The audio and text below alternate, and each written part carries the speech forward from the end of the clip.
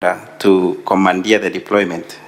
Yeah, from the report of my deputy in charge of sub-counties, Honorable Speaker, the person who gave instructions to the sub-county administrator and the sub-county commander is His Excellency, the Deputy Governor of Kisii County.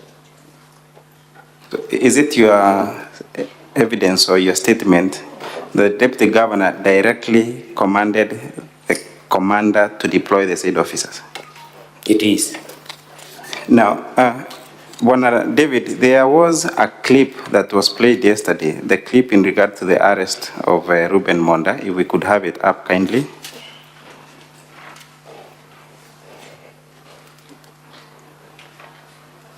Now, as we wait for that clip, David, does the Deputy Governor have the right to command? Of course, he is the Deputy Governor of Kisii County. Do you think, or does he have the right to command the enforcement officers? You know, in civil service, there are procedures and protocol to be followed in any operation, in an activity. His Excellency Deputy Governor has got no mandate to direct and give instruction directly to the enforcement officers. He has to follow the procedures. He has to follow the procedures. Now, do you have those correspondences or the communication that you sought clarification from your deputy and his response with you? Yes, I have them. Would you mind supplying them to the Senate for them to look at them? I can, but I don't have enough copies. All right, that will be the arrangements will be made. Now, kindly play the clip. That clip, Bwana David, was introduced yesterday by one Ruben Monda. Kindly pause there. We want to see the motor vehicle, the police vehicle. Now, there, thank you. In that vehicle, are you able to identify the person who is seated at the rear left side? Yes, of course. How are you able to identify him? The person on the rear left side of the vehicle is wearing county enforcement uniform, the county for county government of Kisii, and that is my officer by the name Alfred Monda. This is the deputy sub-county commander of Nairobi sub-county. And now, this is during the arrest of of Deputy Governor's brother. Do those officers, or rather, did Keumbu have the capacity to have 20 officers around for purposes of being deployed to such an occasion? Honorable Speaker, my records and my strength at Keumbu is 22 enforcement officers. How many? 22 enforcement officers. So there were officers to be commandeered? Yeah. And you do confirm that is one of your officers? That is an enforcement officer, I confirm. Now, we move on to the next issue, Bwana David, the issue of the 4 officers who are mentioned to have been working and doing odd jobs at his residence. What do you have to say about that, Bwana David? The issue of the 4 enforcement officers working at the home or the home of His Excellency the Deputy Governor, I'm aware of it, and it came to my attention much earlier, even before the motion, before the assembly. And I want to state that there is no any official document toward sanctioning that deployment in my office. Is the Deputy Governor and Governor entitled to any county officers to work under him? There is no provision. There is no provision for entitlement. But is he also entitled to his own personal staff who are paid by the county? Yes. Are those personal staff part of county enforcement officers? No. They are two separate people. Those people who are employed by the county as personal staff who work under him? Yes, Honorable Speaker. Are those the people we are talking to before this? We are talking about the 4 enforcement officers. Who are separate to the county officer? Who are separate the county... to the personal staff? The personal staff. So is it legal for him also to deploy? And if it is, are they allowed to... Is there a scope of work that they should be engaged in? Enforcement officers have clear job descriptions, and their role is entirely the provision of security. Right now, when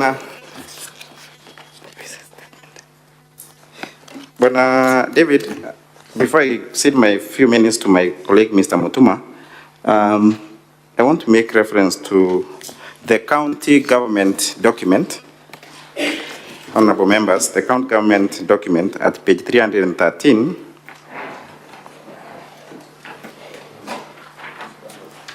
The bundle for county government, volume 1, at page 313.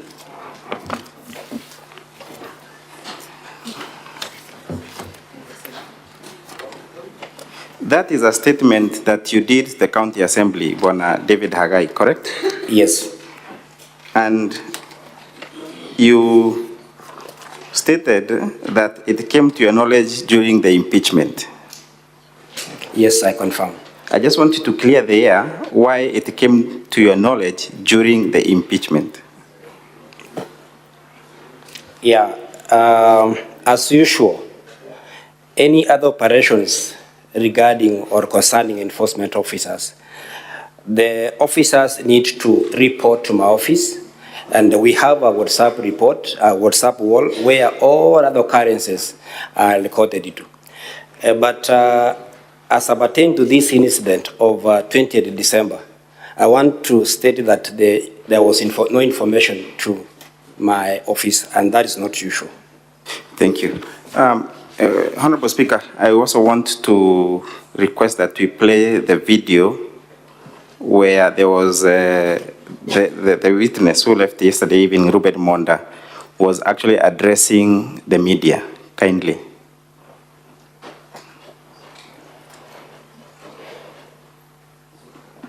The video where the witness, Ruben Monda, was addressing the media. Just the very few first seconds of that video.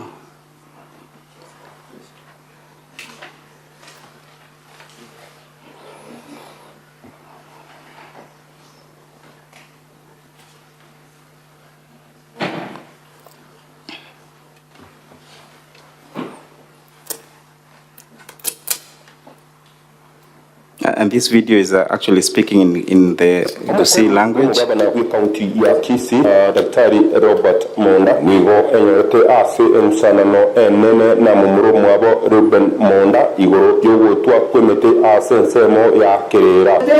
Kindly pause there. Kindly pause there. Now, I know we don't understand Kisii, and also members of the Senate do not also understand that language. But I also believe you understand that language. I do. What is your understanding of the statement that has been made by the reporter? The reporter is talking about trees. And the conflict between him and his brother. What else does he mention? Does he mention the issue of county officers? Can we replay it? Can you replay it?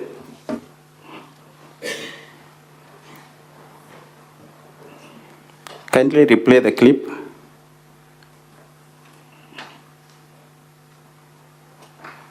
Omukoli w'umugabana wa county ya Kisii, Daktari Robert Monda, nigo enyorete ase ensanano enene na mumuro mwabo Ruben Monda, igoro yogotwa kwemete ase nsemo ya kerera.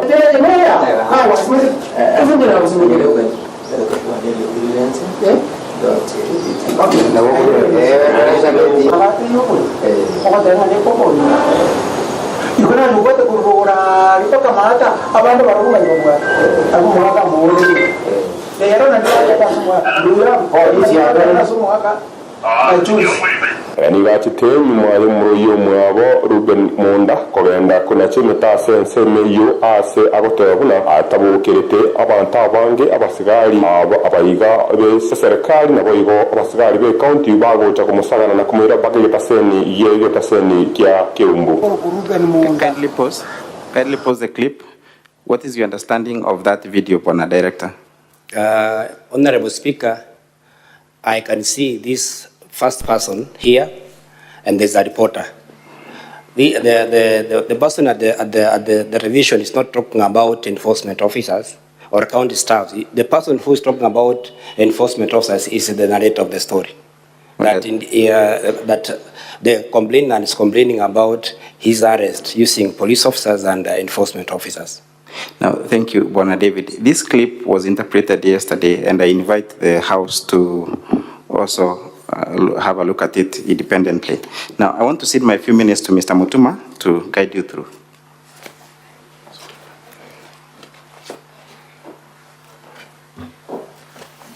Thank you, Mr. Speaker, sir. Just hold on, Council. What is your intervention, Senator Kathuri?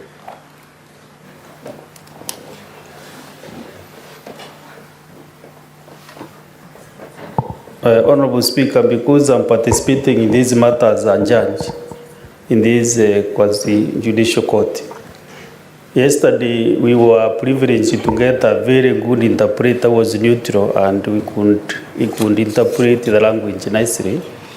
I am not aware why he is not available today, because I want to trust an independent interpreter and a professional who can give us the right message, so that also as we make our determination, I can be able to say this is what was spoken in Kisii language, Honorable Speaker. Very well. Mr. Speaker, sir, if I may, I think our worry was that... Just pause, Yes. Council.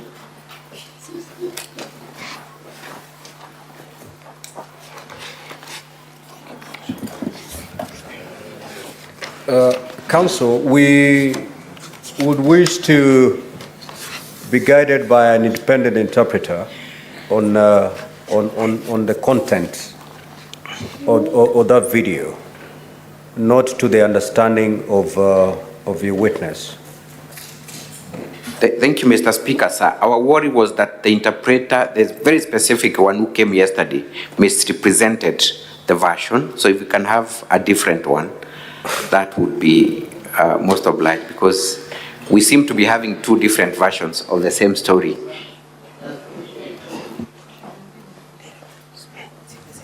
I'm informed we had two interpreters yesterday. Can we have the second one to interpret this video for the honorable senators, please? And then your witness can put it in context.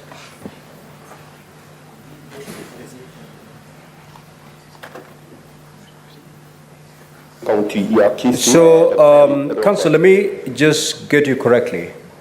Are you saying that the interpreter who interpreted this video yesterday did not interpret it correctly? Indeed, indeed, Mr. Speaker, sir. According to who? According to the people well versed with the Kisii language, that was the indication. But perhaps we can hear from another source if they will stick to the very version of the other interpreter.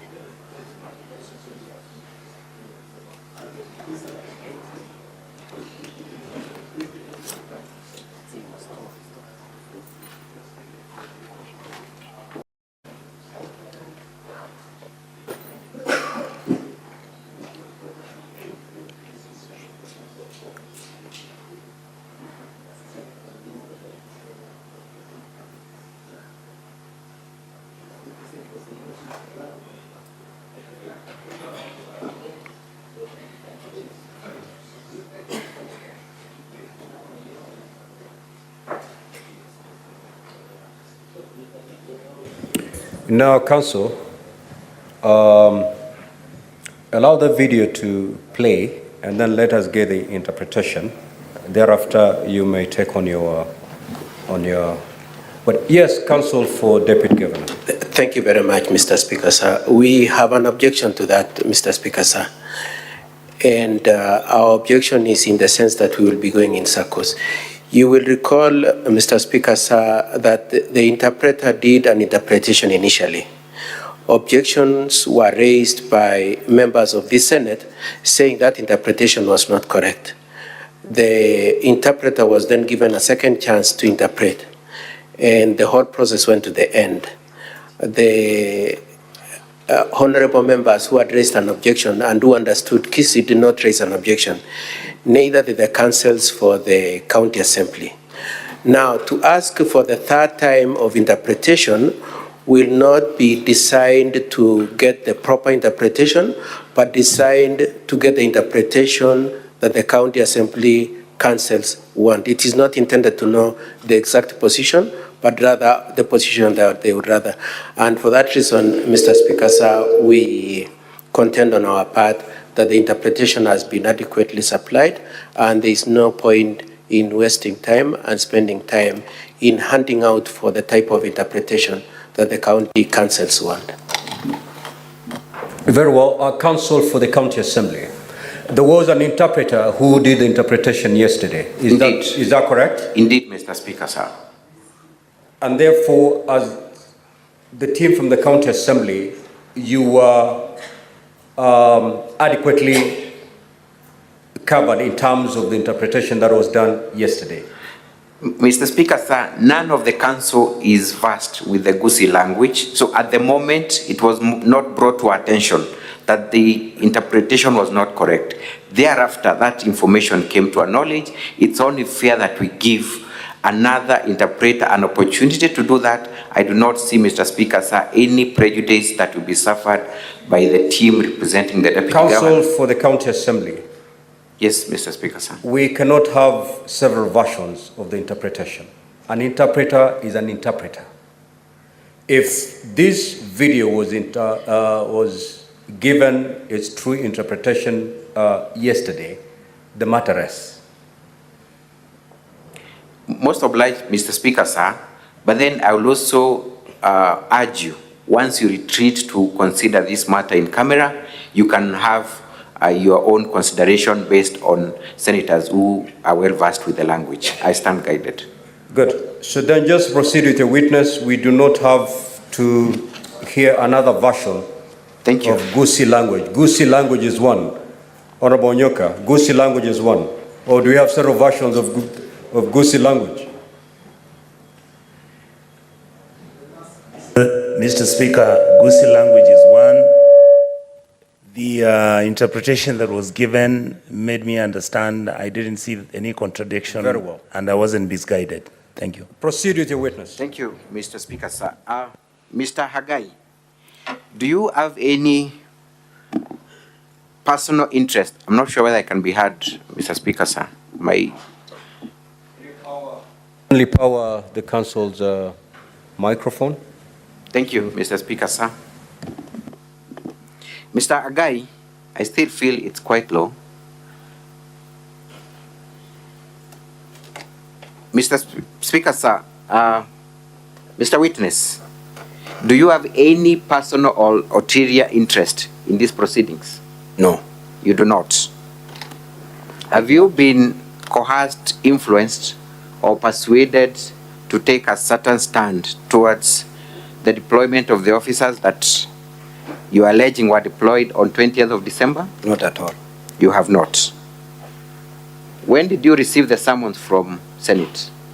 I received the summons yesterday. What mode? They were served to me How were you served? by the serve of the court. He called me. All right. And when did you travel from Kisii to Nairobi? I traveled tonight. Thank you. You have told the senators that the information about the deployment of the 20 officers came to your knowledge on 29th of February 2024. The event itself. Sorry, Council. Yes. There's an initial question that you have not understood too clearly. Can you repeat about the traveling? Traveling from where I'm staying or from Kisii? To Senate. The from Senate. Wherever you are to the Senate. I traveled today morning. Today morning. From where I reside. Thank you.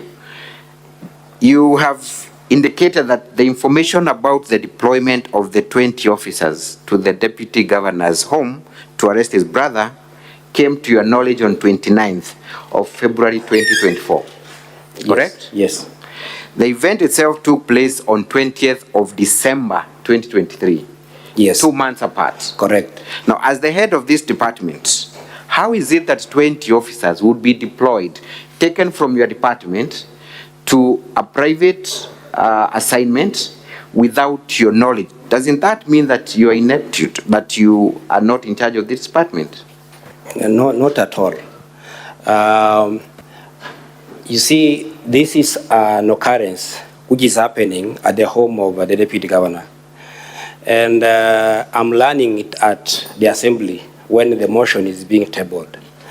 And that is the first time I'm hearing about it. And as I said earlier, this is unusual because all operations of enforcement need to be reported to my office. And that's why I tasked my deputy to investigate this incident and report to me.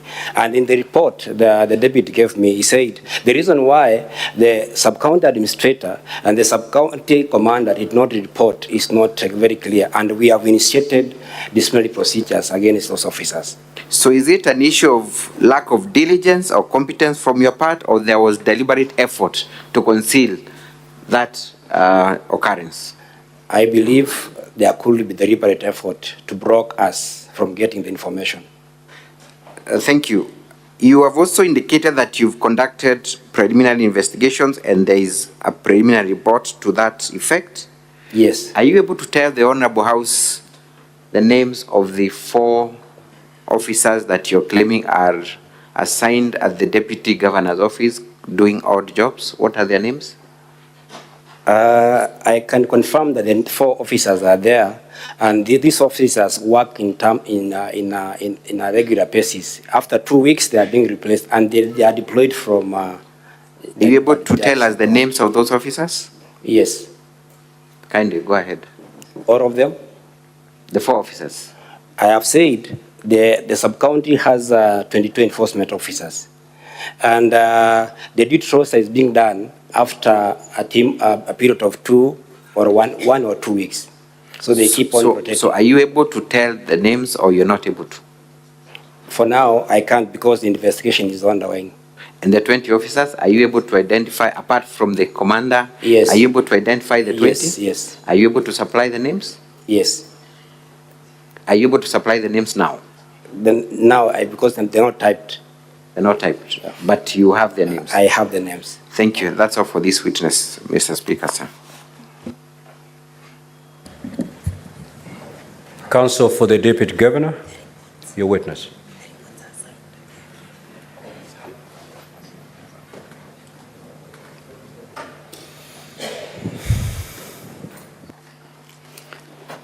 Mr. Speaker, sir, a preliminary issue, we've not been served with this report that is being referred to by this witness. If we can get a copy.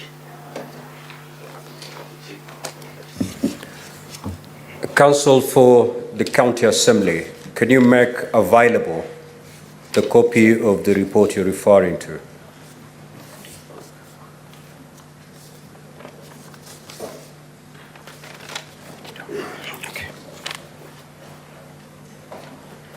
With your guidance, Mr. Speaker, sir, we do have the reports. We are also seeing them for the very first time, but we are obliged to serve our colleagues and later make arrangements to supply it to the House.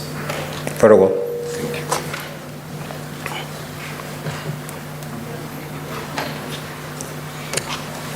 you. Now, Clerk, can you make that report available to honorable senators?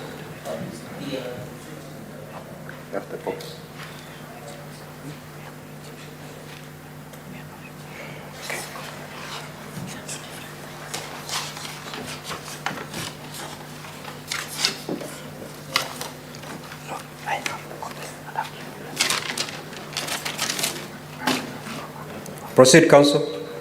Yes, Mr. Oyagi, Yes, sir. you have stated you're the head of compliance. The head of enforcement. Enforcement and compliance. Enforcement compliance. Yes. In an acting capacity or permanently? I'm in acting capacity. An acting capacity. You serve under whose pleasure? I serve the county government of Kisii, not anybody. Which is led by who? The county government of Kisii is led by His Excellency, the governor. The governor. So you serve at the governor's pleasure? I serve for the county government of Kisii. I'll refer you to the two reports. There are three reports or two reports? There should be three. Okay. In a chronological manner, we start with the one from the 1st of March. The 1st of March, correct. Okay. You can refer to that one. Mr. Speaker and members of the House, I know you don't have the benefit of having the copies, but the questions I ask do not really go into the specifics. Can I proceed? Proceed. Yes, the letter of the 1st of March 2024. You have it? No, that's the copy I had, but you can proceed. Yes, in that copy, do you indicate the officers who are mobilized and deployed to the governor's house? At that time, it was an allegation. No, do you indicate who these officers are? Their names are indicated? I didn't indicate the names, but what I did, I gave instruction. Simple question, did you indicate their names? No. Okay. Yes, Mr. Speaker, Mr. Kalwale. Dr. Kalwale. Counsel, you are not addressing to individual senators. Mr. Speaker, kindly cross-examine the witness. Most obliged. We go to the letter of the 4th of March. Okay.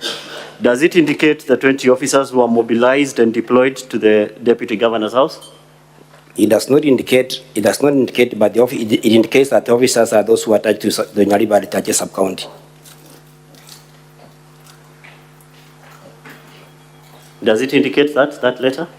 It does not indicate the name of officers. Okay. Does it indicate their current mobilization or location? I believe it does. You can refer to the same and show us where it does that.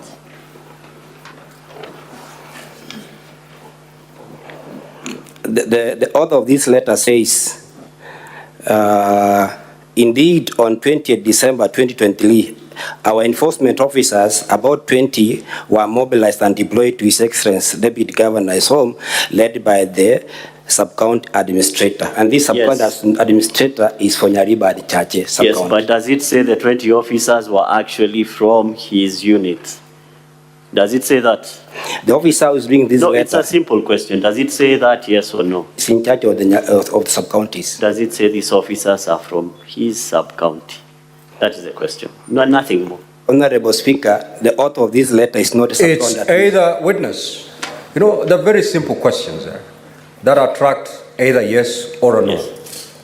We proceed so that we don't waste time. I'm well guided, sir. We go to the last report. This is the one you've made.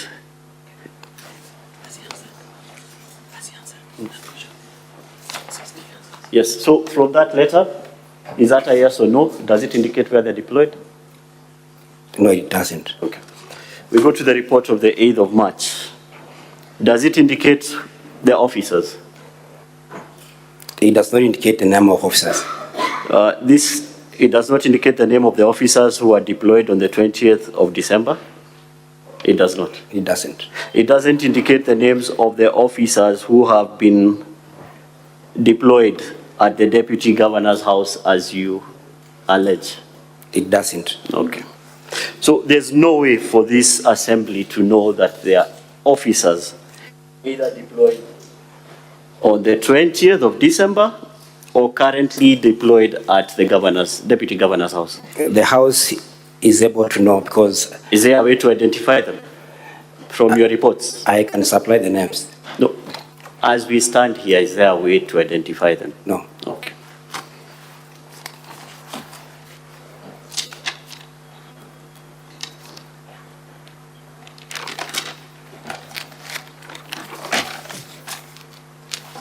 Yes, we move to the issue of the 4 officers who are deployed at the DG's house. Your testimony was that you learned of this before the proceedings, the impeachment proceedings. Yes. Okay. These officers were not sent or deployed there by yourselves? I said they were not officially deployed because there's no any official document in our records. So these officers are deployed to another place? They are or they are assigned another duty in the county? You see, what I meant is that the officers are taken to do a distinct activity. In your department, are there officers who are not assigned to specific duties? All officers are assigned specific duties, yes, and with the letters. Okay, so these 4 officers have been assigned duties elsewhere, and they are not doing those duties, but have moved to the deputy governors. That is your evidence? Mr. Speaker, I would like to state that the officers are, the deployment must be documented. But you're saying they're not deployed to the deputy governor? They're deployed with no documentation. What do you mean they're deployed without documentation? Mr. Speaker, when deployment is done, there has to be an official deployment letter. Okay. So these people who have been deployed with no letters, have you taken any disciplinary actions against them as their supervisor? Of course, I have complained in writing to my supervisor. Is that letter before this court, your complaint, before this tribunal? No, Mr. Speaker. No, it's not? It's not. Okay.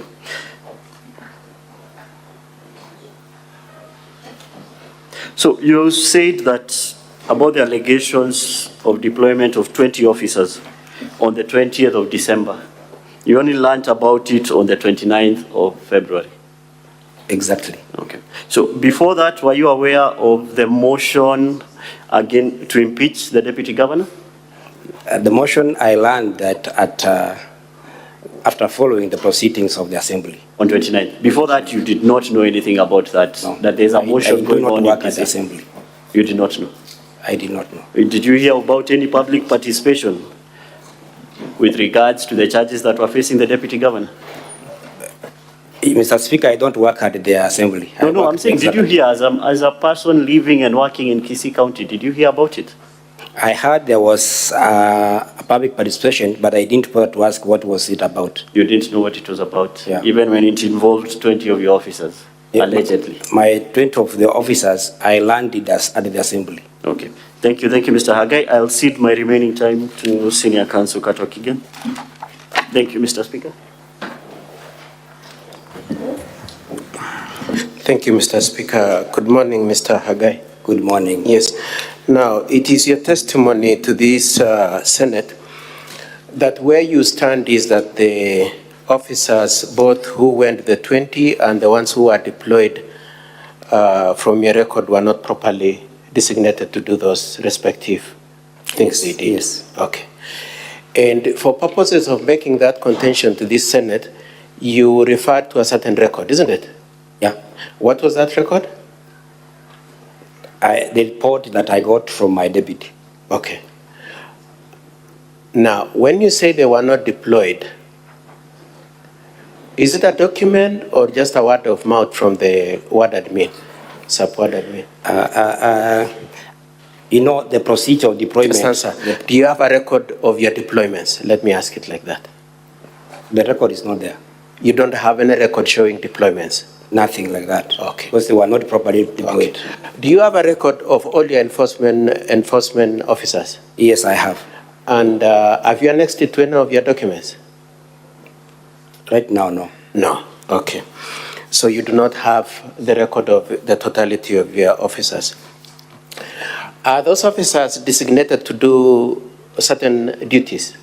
Enforcement officers are supposed to do enforcement duties. No, just answer my question. Yes. Are the total population of the enforcement officers in your portfolio assigned to duties? They are assigned to duties. Is there a record showing that this one is supposed to be at the hospital, this one is supposed to be at the stadium, this is supposed to be at the county offices? Is there a record showing? That is. Okay. And it is true you haven't brought that to this county assembly, to this Senate, have you? The summons... Please answer my question. For purposes of saying in certain individuals, some 20 people went to the governor's brother's house, and for purposes of saying there are people working at the deputy governor's house that were not meant to be there, have you brought the deployment record showing where those people were supposed to have been deployed to? No, Mr. Speaker. You haven't. Now, you said one of the criteria you used to come and testify to this Senate is that there were no letters of deployment, isn't it? They were not officially deployed. Did you use the word letters of deployment? Yes. A few minutes ago. About the four So the 20 plus the 4, have you brought us the deployment letter so that this Senate can know very clearly that this person who went to the deputy governor's house or the one who is working at the deputy governor's house had a letter of deployment to a different place but is erroneously in a different place? Have you given us their letters of deployment? No. Okay. And you've also said, or rather, let me ask you, do you have an HR manual at the county assembly? Yes, Mr. Speaker. Okay. You haven't given us that manual, have you? No. Okay. Who are the enforcement officers answerable to? Enforcement officers are answerable to me as the director of enforcement. To you, okay. And that's what the manual says? The HR manual says they're answerable to you? Yes. Yes. Okay, in the body of that manual, is there anywhere which designates the deputy governor as one of the people to whom they are answerable to? No. Okay. And lastly, you say you've come here to tell us what the sub-county ward administrator told you, isn't it? It is my deputy in charge of sub-counties. Yes, but that's not the question I've asked you. I've asked you, as you stand here, your testimony to this Senate is what the sub-county ward admin told you, isn't it? No. It is based on? On my deputy who's in charge of sub-counties. And how did he get that information again? He did investigations. And he communicated to the sub-county ward administrator? Is it? Communicated to the sub-county admin, not to ward administrator. Now, if we really wanted to know for a fact that indeed 20 people went to the deputy governor's house, that indeed there are people who are not deployed, the best person would have been that sub-ward county admin, isn't it? That is the person who has the raw information, is the one who is immediately in that vicinity, isn't it? Yeah, but he failed to report. Sorry? He failed to report. That's not what I've asked you. I'm saying that is the person who would have told this Senate directly that I know for a fact that there are 4 people working there who have not been designated to work there, and there are 20 people who went to deputy governor's house. That is the person who would say that, isn't it? From personal knowledge. The enforcement officers... Please understand my question. My question is, the person who has personal knowledge of whether or not there are 4 people working at the deputy governor's house, and whether or not 20 people went to effect arrest, is the sub-county ward admin, isn't it? That is the person right on the ground. There is a sub-county commander who reports to me. Okay. So who knows for a fact, who is the most immediate person to the vicinity of the house of the deputy governor and who would know which people went to his house? Who would be? The sub-county enforcement commander. Sub-county enforcement commander, isn't it? That is the person who would have told this Senate directly what happened, isn't it? The sub-county commander reports to me. Sorry? Reports to you? Yeah. But as a question of a witness, that would have been the best witness for the Senate to know for a fact whether what you're saying is true or not, isn't it? You're telling us what you are told. It's not what you know. Mr. Speaker, I'm in charge of the Directorate of Enforcement. And what you're telling this Senate is what the sub-county enforcement commander told you, isn't it? Yes.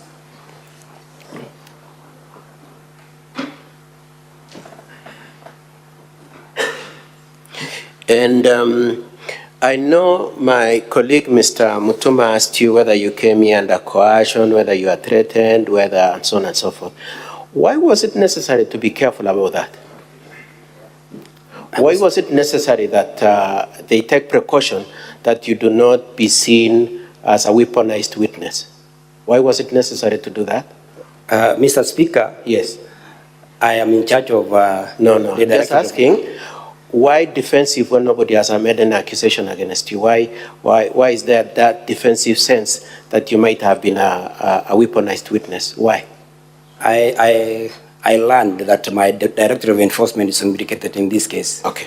Now, isn't it true that the sub-county enforcement commander knows for a fact that the 4 people working at the deputy governor's place are designated to do that job and was not ready to come and lie, and that you are the only one who was available to give a distorted truth of the fact? Mr. Speaker, I came here as the in charge of enforcement and compliance, Kisii County government. Why didn't the person who knows come? I take responsibility as the in charge. I put it to you that it is because you are more malleable and because you've been acting for forever, and you are hoping that by giving this testimony, you will graduate into a confirmed position. Honorable Senators, that's not true. Now, as we speak today, Honorable Speaker, can I just have 3 minutes? I'll be done. Very well, Council. Conclude in the next sir. 3 minutes. As you speak today, do you know where all the population of your enforcement officers are? Yes, I know. Since when? This morning. Since this morning. So before that, when you are acting, when you are deputy, all that, you never knew where your people are, including the 20 that went to arrest and the 4 that were deputy governors. You didn't know. You asked as I'm seated, I'm standing here. Yes. And before that, did you know? I know. Did you know? I know. I'm not asking about today. We are talking about your testimony saying there are 4 people in deputy governor's place. You didn't know. I know about the 4. And I said here that I complained to my boss. After the impeachment Before proceedings? the impeachment motion. Sorry? Before the impeachment motion. Have you given us any document? No. Showing that you had raised any issues before that? No, but I can provide evidence. Lastly, did you say that the deputy governor is not entitled to be designated any staff to assist him? Is that your position? I talked about the enforcement officers. There are no provision. I will ask you again. Is the deputy governor entitled to some staff at the expense of the county? I know. They are entitled to? They are entitled, but not enforcement officers. Okay. Now, as you testify today, do you have anything to tell this assembly that indeed the people who are designated to serve the deputy governor are this and this, and instead of those ones, these ones went? Do you have anything to show that there is a variance between the people intended vis-a-vis the people who are actually there? I could not be having the evidence. Answer my questions directly. Do you have any document to say Hagai was supposed to be there, but instead of Hagai, it is somebody else? No. You don't have it. Any re-examination?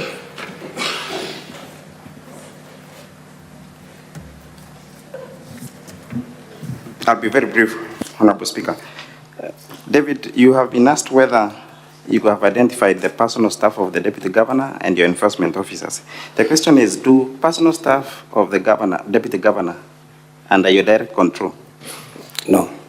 And are you here speaking about his personal staff or your own staff? I came to talk about enforcement officers.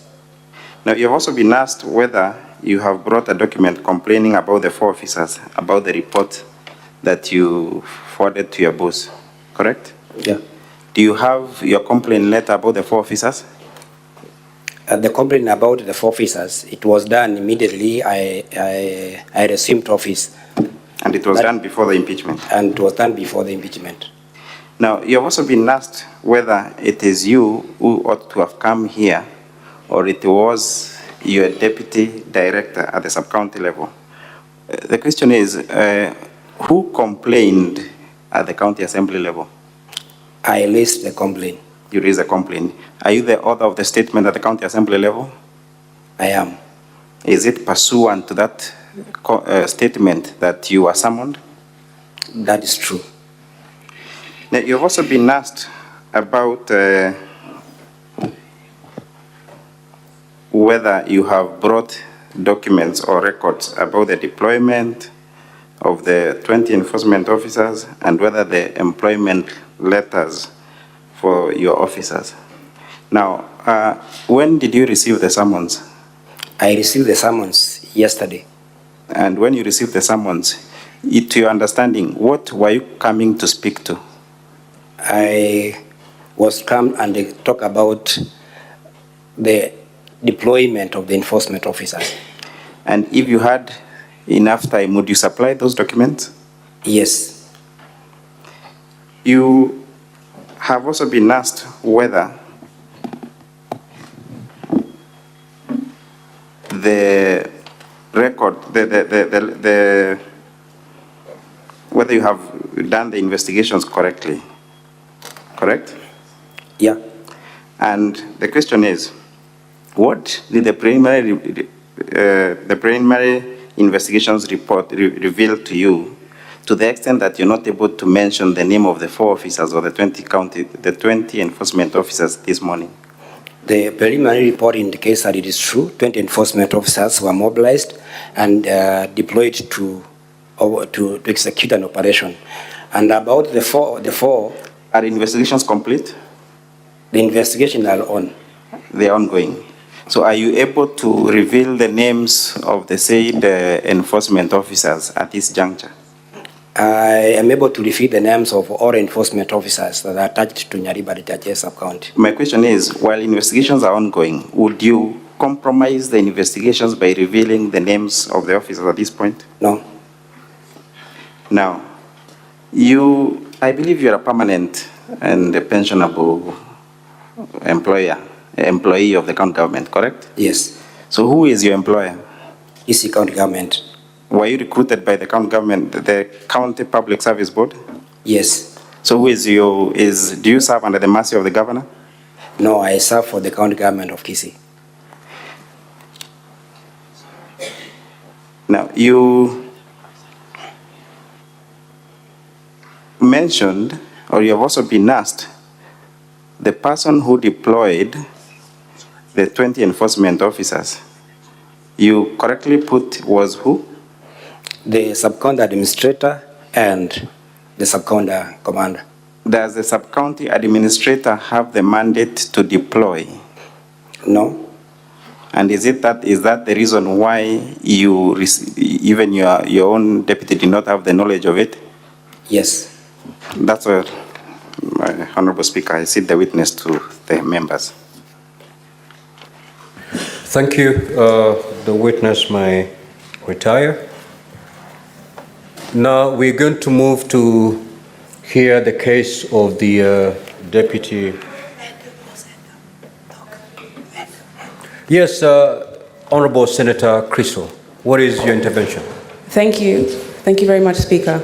I just have a point of clarification I hope that you can guide. It's with regard to the summons letter that was sent after your directive yesterday through the clerk's office for the witness to appear in front of us. I just wanted a clarification as to whether the summons indicated or outlined the documentation and the material evidence that this witness would need to appear with here this morning, and also if he would need to have them in 67 copies for each senator to have, just so that we understand what was required of him to bring when appearing to us. Thank you.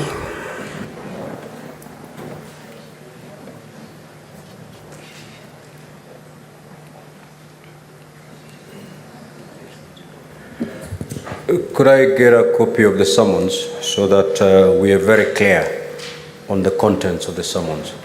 Yes, Senator Fernandi, what is your clarification? Just a quick one to the witness, Mr. Speaker, sir. The acting sub-county, acting deputy director, I have only 3 questions. One, these 4 officers that were deployed at the DG's office, when were they deployed? Because you are saying there are 20 that were sent to assist in the arrest, and you are saying there were 4 from your letter, from your document, that were illegally and unlawfully sent there. So when was the date? Do you have those facts? Number 2, in your report, you have said In your report, I'm trying to go quickly, Speaker. You have said Acting Deputy Director of Enforcement has said that that some enforcement officers at the DG's home are doing manual work is a matter under investigation. Are you aware what these 4 officers were doing? And finally, Mr. Speaker, because there are only 3, are you able to provide, have you ever, as the acting deputy director or as the acting director, have you able to visit the DG's home and check what your officers are doing there? And finally, how long have you been acting as at that position? I thank you, Speaker. Witness, proceed to. Thank you, Honorable Speaker. I said about 4 enforcement officers. I landed immediately. I received office on 11th August 2023, and I've hitherto complained in writing. About the 20 enforcement officers, it came to my knowledge when the motion was being discussed at the County Assembly. Honorable Speaker, the issue about enforcement officers doing manual, as reported by my Deputy Director in charge of sub-counties, is a matter that is under investigations. And once the investigation is complete, I shall report to my chief officer who is in charge of my department. About visiting the home of His Excellency the Deputy Governor, I can attest that I've visited there once when I was immediately at the received office, and this is the time I realized that there are 4 enforcement officers who are deployed there without any documentation, and I have complained about it. How long I've acted? This is the 7th month now, since 11th August of 2023. Senator Chute, any question or clarification you seek? Question, Honorable Speaker. Thank you very much for the opportunity. I have 2 questions. Question number 1 is to the witness. How long have you worked as in the capacity of acting director? Number 2, the 4 officers who are deployed at the Deputy Governor's house, who is supposed to take responsibility? Is it the Deputy Governor or your office? Thank you. Honorable Speaker, I was appointed to act as the Acting Director of Enforcement on 11th August 2023, and that means that I've been acting for the last 7 months. About the 4 enforcement officers who are working at the Deputy Governor without official deployment, I take the responsibility.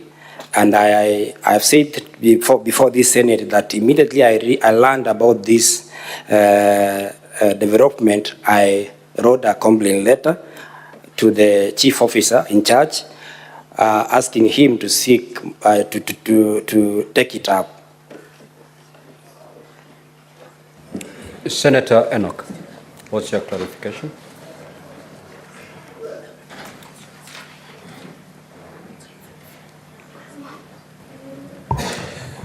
Thank you, Speaker. To the witness, question number 1, when exactly did you get to know about the mobilization and deployment of officers to the home of the Deputy Governor? Secondly, according to your own records, the incident happened on 20th of December 2023, but the first letter that you've written on this matter is on 1st of March. Why did it take too long for you to demand an explanation? And lastly, at the time of your demand letter to your deputy, had the impeachment proceedings against the Deputy Governor started? Thank you. Thank you, Speaker. Honorable Speaker, I learned about the deployment of the 20 officers at the assembly when the motion of impeachment was being discussed. And upon learning that, as an officer who is in charge of that directorate, I felt that my department is implicated, and I thought it's prudent for me to take a statement and shed more light about that incident. That is on 29th of February 2024. The following day was 1st March. That is when I wrote a letter to my deputy director in charge of sub-counties, instructing him to start investigations and report to my office what transpired on that date of 29th December 2023, and explain to me why this information did not reach our office. On 4th of March, my deputy writes to me after undertaking preliminary investigations, and he confirms to me that indeed the 20 enforcement officers were mobilized and they assisted in the arrest of our deputy governor, his brother, at his home at Keumbu. And why it take long, Honorable Senate, is a question that all of us we need to understand, that this occurrence is happening in the home of a deputy governor, and the sub-county commander is involved in this arrangement, and the sub-county admin. The reason why they did not report to me as usual is an issue that requires further investigations and disciplinary action taken against them. And I've recommended in my letter, if you can see the letter I did dated 8 March 2024 to the chief officer, that the sub-county, the second last paragraph, the sub-county administrator and the sub-county commander failed to report to office as required of them. Reason well known to them, and I forwarded the chief officer for further action. Senator Monda.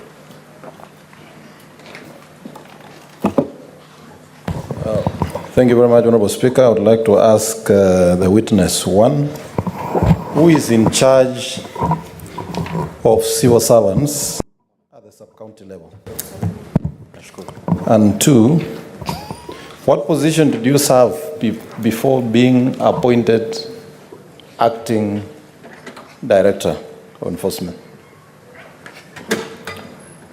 Honorable Speaker, at the sub-county level, the person who is in charge of enforcement officers is the sub-county enforcement commander, who reports also to the sub-county administrator.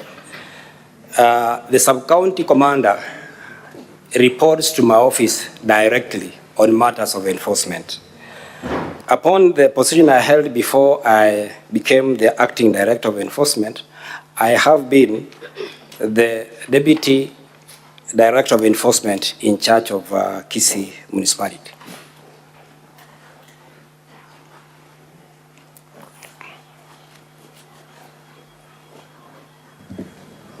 Now, as regards to the issue raised by Senator Crystal Lasige, I will read the summons so that you may appreciate the contents of the summons.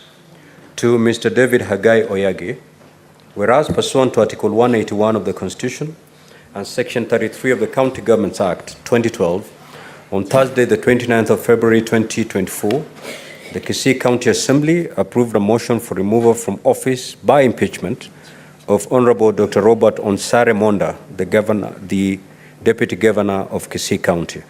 And whereas by a letter dated Wednesday, 1st March 2023, and received in the office of the Speaker of the Senate, on the 2nd of March 2024, the Speaker of the County Assembly of Kisii informed the Speaker of the Senate of the approval of the motion by the County Assembly, and further forwarded to the Speaker of the Senate documents and evidence of the proceedings of the Assembly. And whereas pursuant to Section 33(5) of the County Governments Act, Cap 265, and Standing Order 81B2 of the Senate Standing Orders, the Senate, at a sitting held on Thursday, the 7th of March 2024, resolved to investigate the matter in plenary within 10 days. And whereas, following the resolution of the Senate at a sitting held on Thursday, the 7th of March 2024, the clerk of the Senate issued invitation to appear to the County Assembly of Kisii and to the Deputy Governor of Kisii County, inviting them to appear and be represented before the Senate during its investigations and to file with the Office of the Clerk of the Senate various documents relating to the matter. And further, by a letter reference CAK/3/1/CS/002/2024 dated the Friday 8th of March 2024, Honorable Dr. Philip M. Nyanumba, the Speaker of the County Assembly of Kisii, in response to the invitation to appear and pursuant to Rule 10 of the third schedule to the Senate Standing Orders, requested the Senate to summon you to appear before the Senate.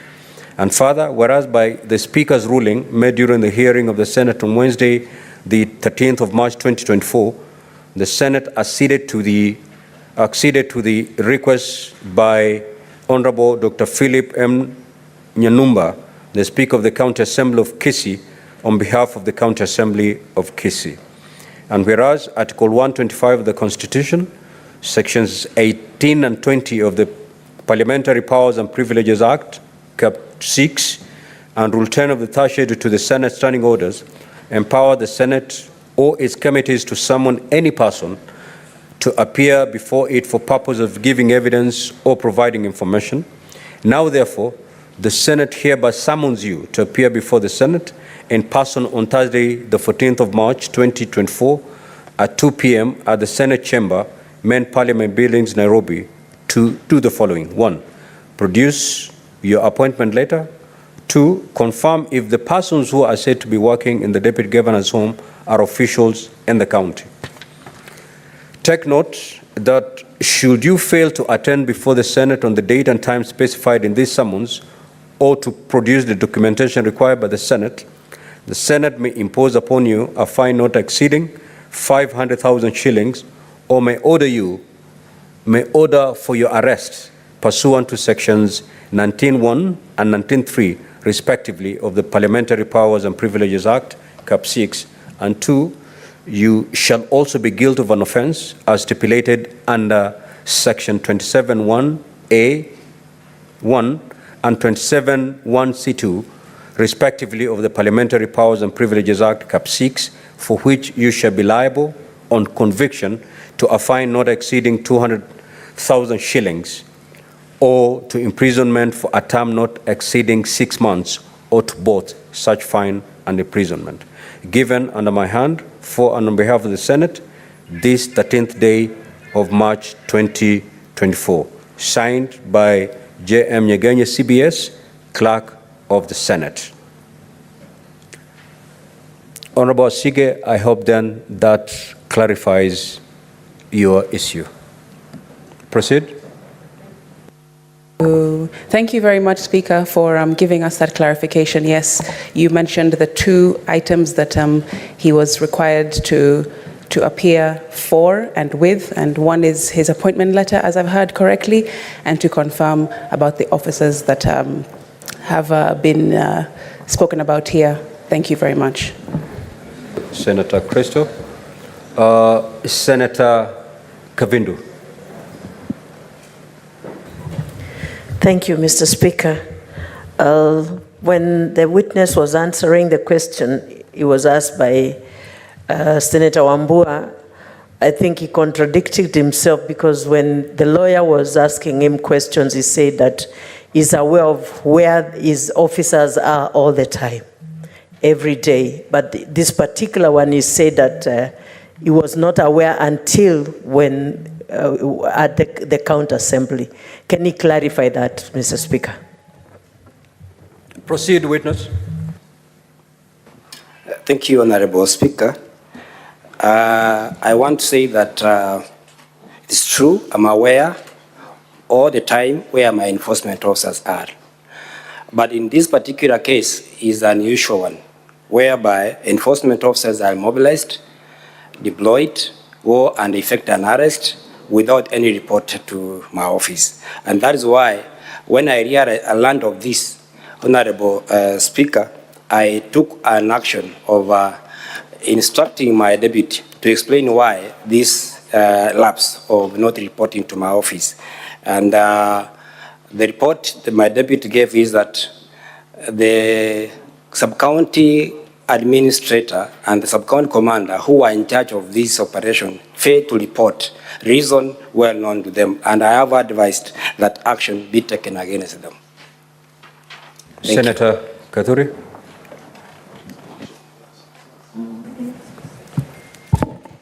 Thank you, Honorable Speaker. Mine are just two simple questions. I want to go the witness to go on record. Mr. Witness, under whose command are the enforcement officers in Kisii County Government? And number two, does the Deputy Governor have any mandate on deployment of these enforcement officers? Thank you, Honorable Speaker. Thank you, Honorable Speaker. The county enforcement officers of the government of Kisii are under the command of the Director of Enforcement. And whether the Deputy Governor has the right to command enforcement officers is no. Senator Kaduri. The name, the specific name of the director.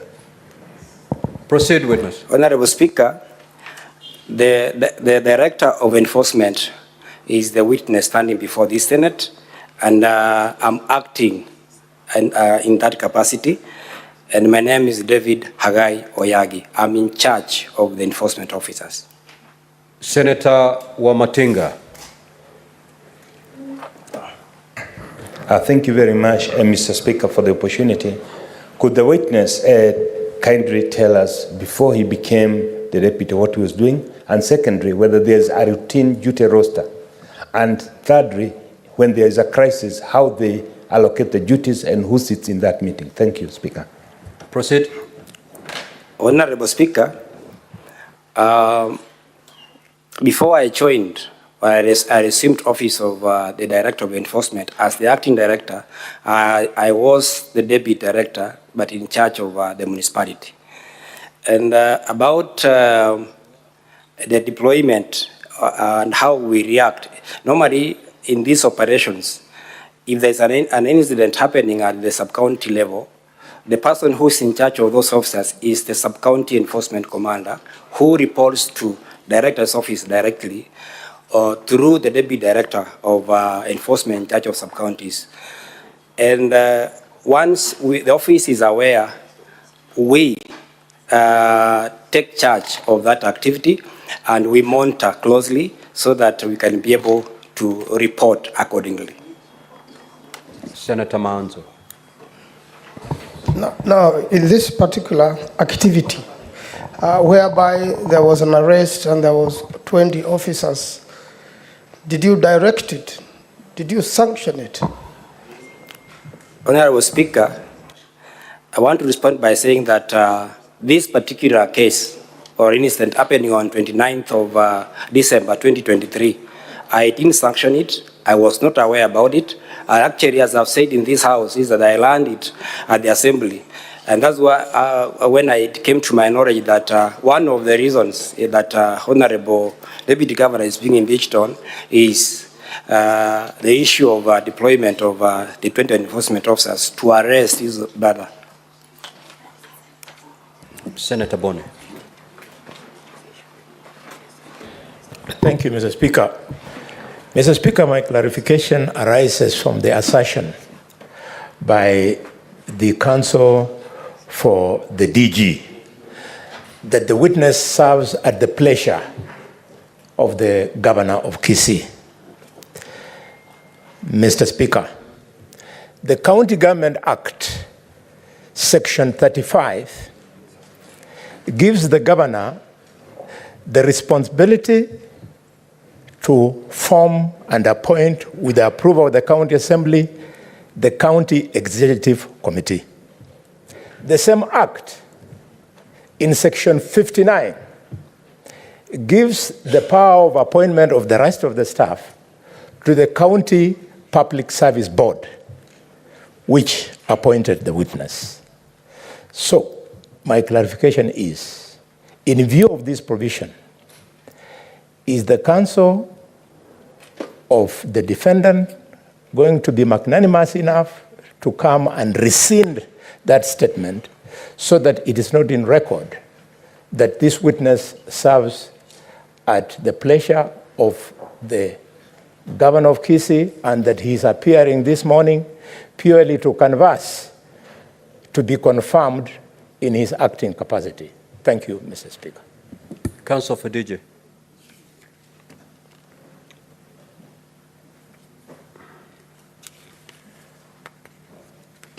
Mr. Speaker, sir, the question and the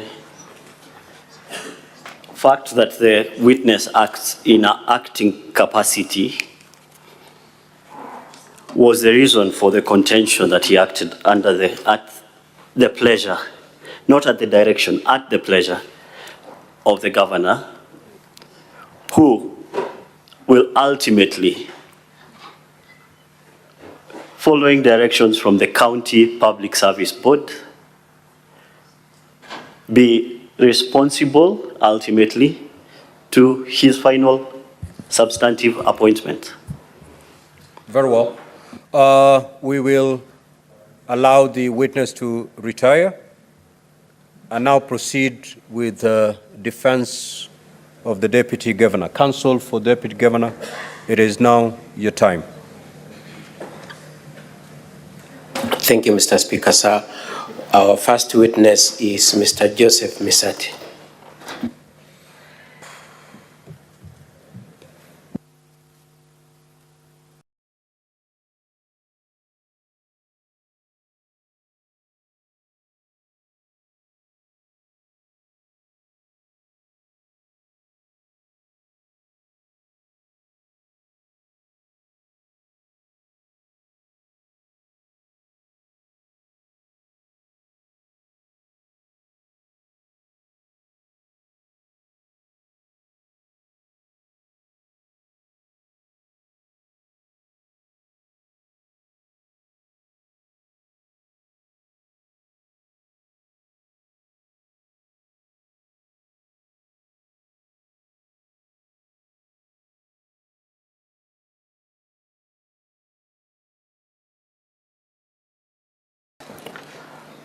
Mr. Speaker, sir, do I proceed or I hold on?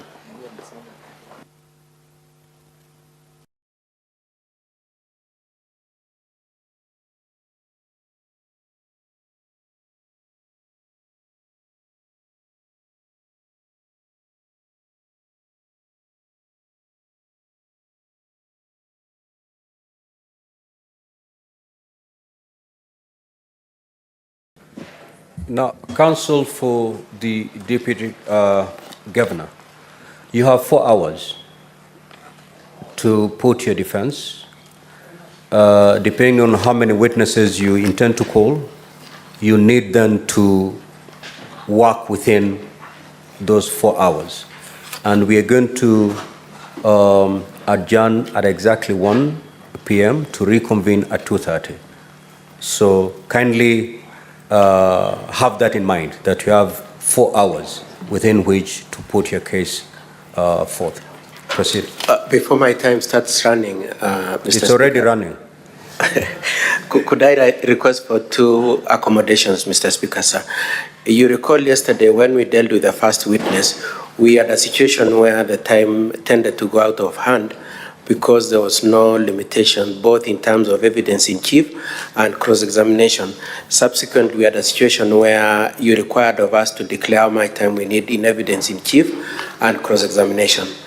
And I would request that we adopt the same approach so that my colleagues for the county do not squander my time in the course of cross-examination.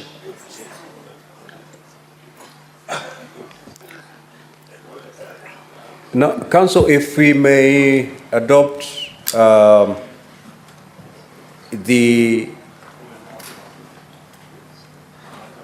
we've just had this witness who just retired.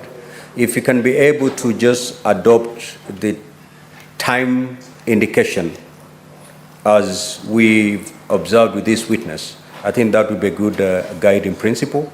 Thank you, Mr. Speaker. Examination took 20 minutes, cross-examination 15 minutes, re-examination 10 minutes.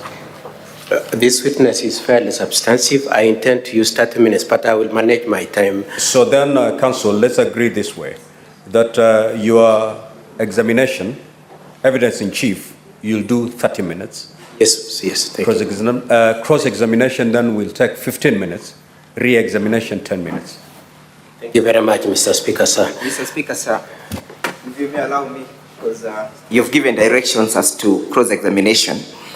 And yesterday, when we were dealing with the crucial witness, my learned senior, Mr. Kagan, took approximately 1 hour, 20 minutes with the key witness.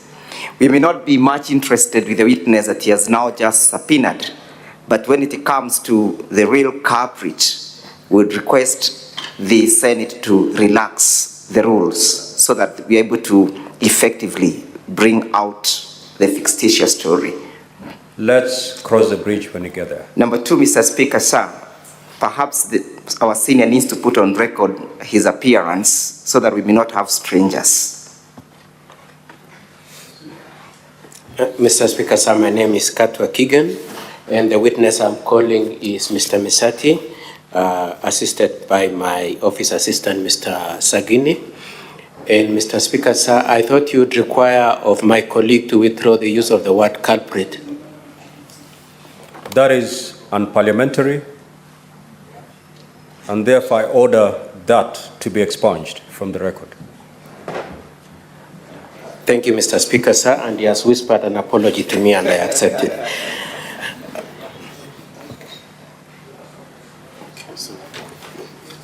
The Counsel for the County Assembly was alleging a presence of a stranger in the representation. May I explain, Mr. Speaker, sir?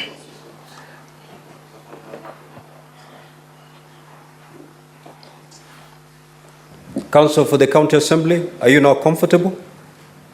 Well, to the best of our remembrance is that Mr. Katwa Kigan did indicate his appearance yesterday, and therefore we expect and anticipate that the same shall not be adjusted to suit his circumstances. Proceed, Counsel. Thank you very much, Mr. Speaker. It's okay. This text, insert your full names. It's okay. All the people on the return. I, Joseph Doyle Misati, do solemnly swear that the evidence that I shall give before the Senate in respect of the matters before the Senate shall be the truth, the whole truth, and nothing but the truth. So help me God. We proceed directly. Could you tell for the record your full name? Oh, you've given the full names. What do you do for a living? Me, I am a retired civil servant, and for my living, I've got some small businesses, and I have some dairy cows. So you have dairy cows. Your son yesterday said you also run an M-Pesa business? That's it. That's why I've said that I've got small businesses, including M-Pesa. Okay, I'll just ask so that the Senate has the benefit of understanding you. How old are you, if you don't mind? Mr. Speaker, sir, I am 68 years old. And you said you're a retired civil servant. What were you doing before your retirement? Pardon? What were you doing before your retirement in civil service? Me, in the civil service, I was a livestock officer in the veterinary section. Okay. And lastly, Do you have any religious affiliation and any church standing? And do you have any religious affiliation and do you enjoy any office in church, if you do? Mr. Speaker, sir, by religion, I am a Catholic, and even when I was in Form 1, I tried to go to Rakwaro Seminary, where I intended to be a priest, but I fell on the way. Okay, and so you are a Catholic as we speak now? Correct. Okay. And Dennis, who was a witness yesterday, is your son, is it true? Yes, Mr. Speaker, sir. And I would like you to be shown the honorable members, the Deputy Governor's defense, page 59 to 62. I would like you to be shown that page 59 to 62. Do you have it? Could you confirm that is the statement that you made in respect to this case? Yes, Mr. Speaker, sir. Thank you. Now, do you know Dr. Monda? Mr. Speaker, sir, very well. You know him. How do you know him? His Excellency, the Deputy Governor of Kisii County, Dr. Robert Monda. We have known each other more than 32 years. You have been friends for over 32 years? Yeah. And apart from being friends, have you stated in your affidavit that you worked together also at various points in your civil service? Mr. Speaker, sir, yes. You've worked together. Now I'd like to move on because of time, and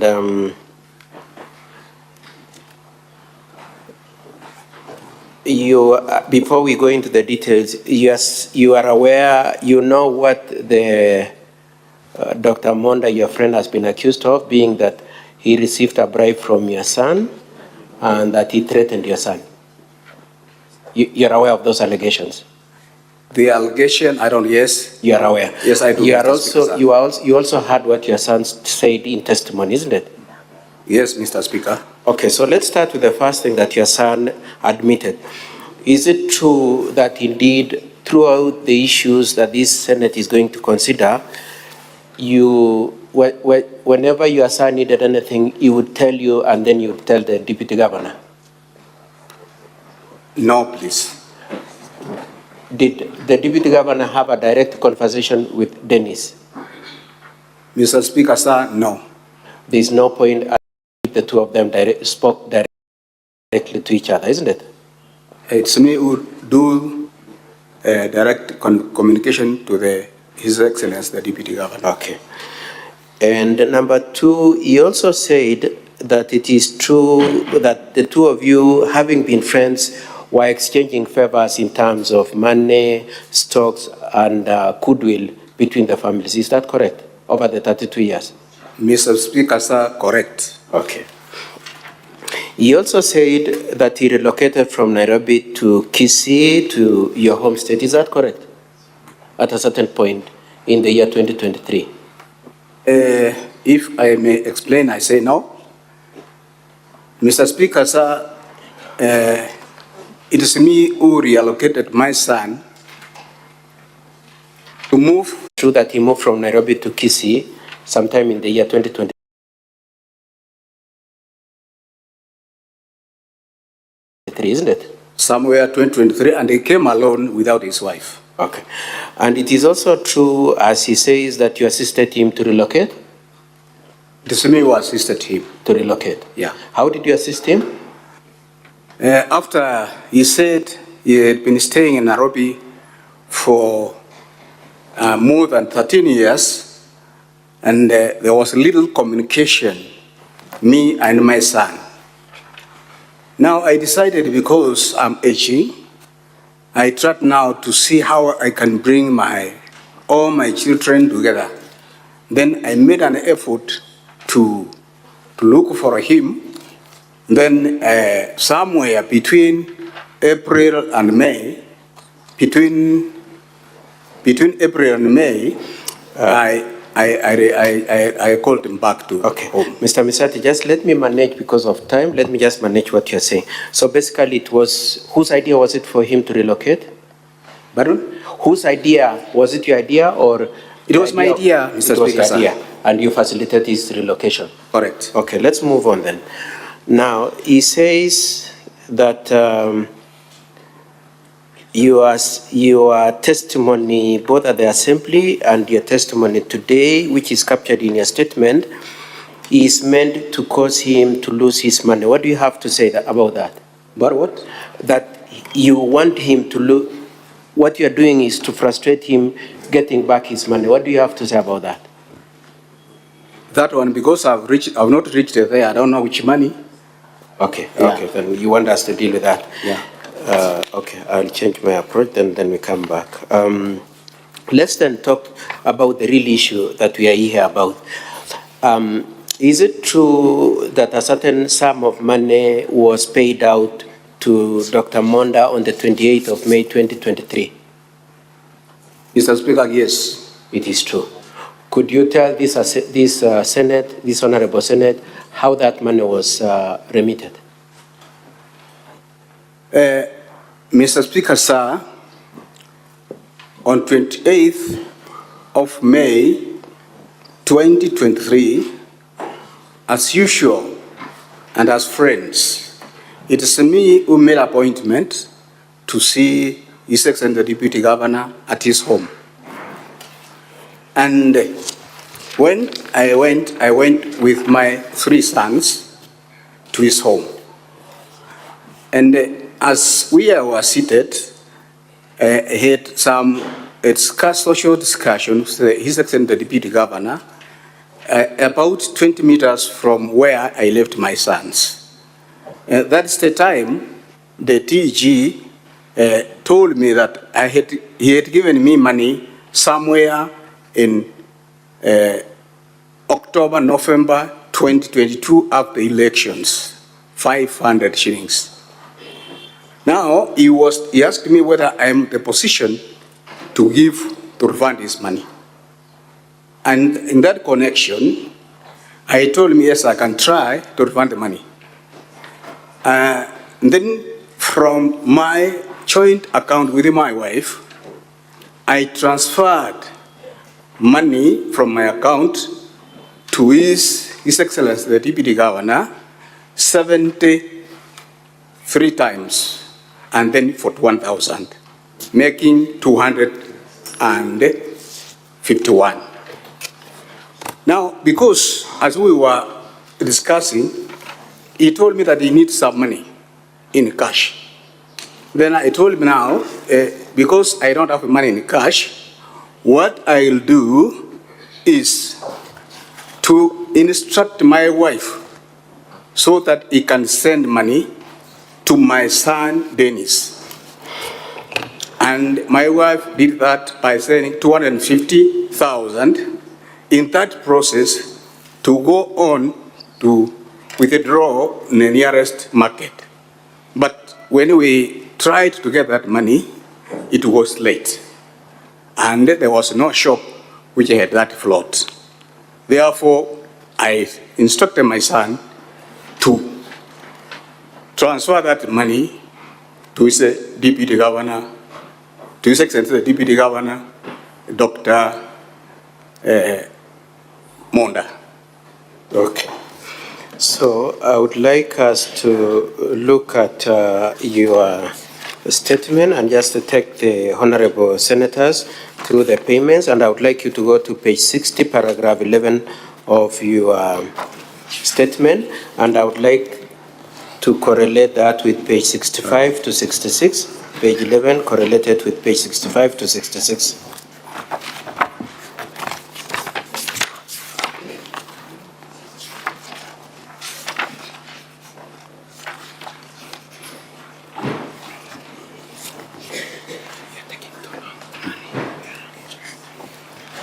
Are you at page 65? Okay, in paragraph 11, you're saying that I therefore refunded by paying 251 directly from my cooperative bank. You can see that. at paragraph 11? Yes, Mr. Speaker. And then, so you paid 70,000 3 times and 41,000. I would like us to go to page 65. Are you at page 65? Yes, Mr. Speaker. Could you confirm at page 65 that the remittances of 70,000 is reflected 3 times there? At Yes, page Mr. 65? Speaker. And I want you to turn over to page 66. Is it true that 41,000 is shown there? Yes, Mr. Speaker. And could you confirm that this is money that was pulled out of your account, the joint account of yourself and your wife, directly to the M-Pesa account of Dr. Monda? Yes, Mr. Speaker. Okay. And the name of the account is Joseph D. Misati and Anna N. Misati, isn't it? Correct, Mr. Speaker. Okay. Now let's move on to paragraph 12. At paragraph 12, you said, I thereafter asked my wife to remit the balance of 249,000. I instructed her to remit the amount to my son Dennis. You can see that? Correct, Mr. Speaker. I would like to take you to page 75.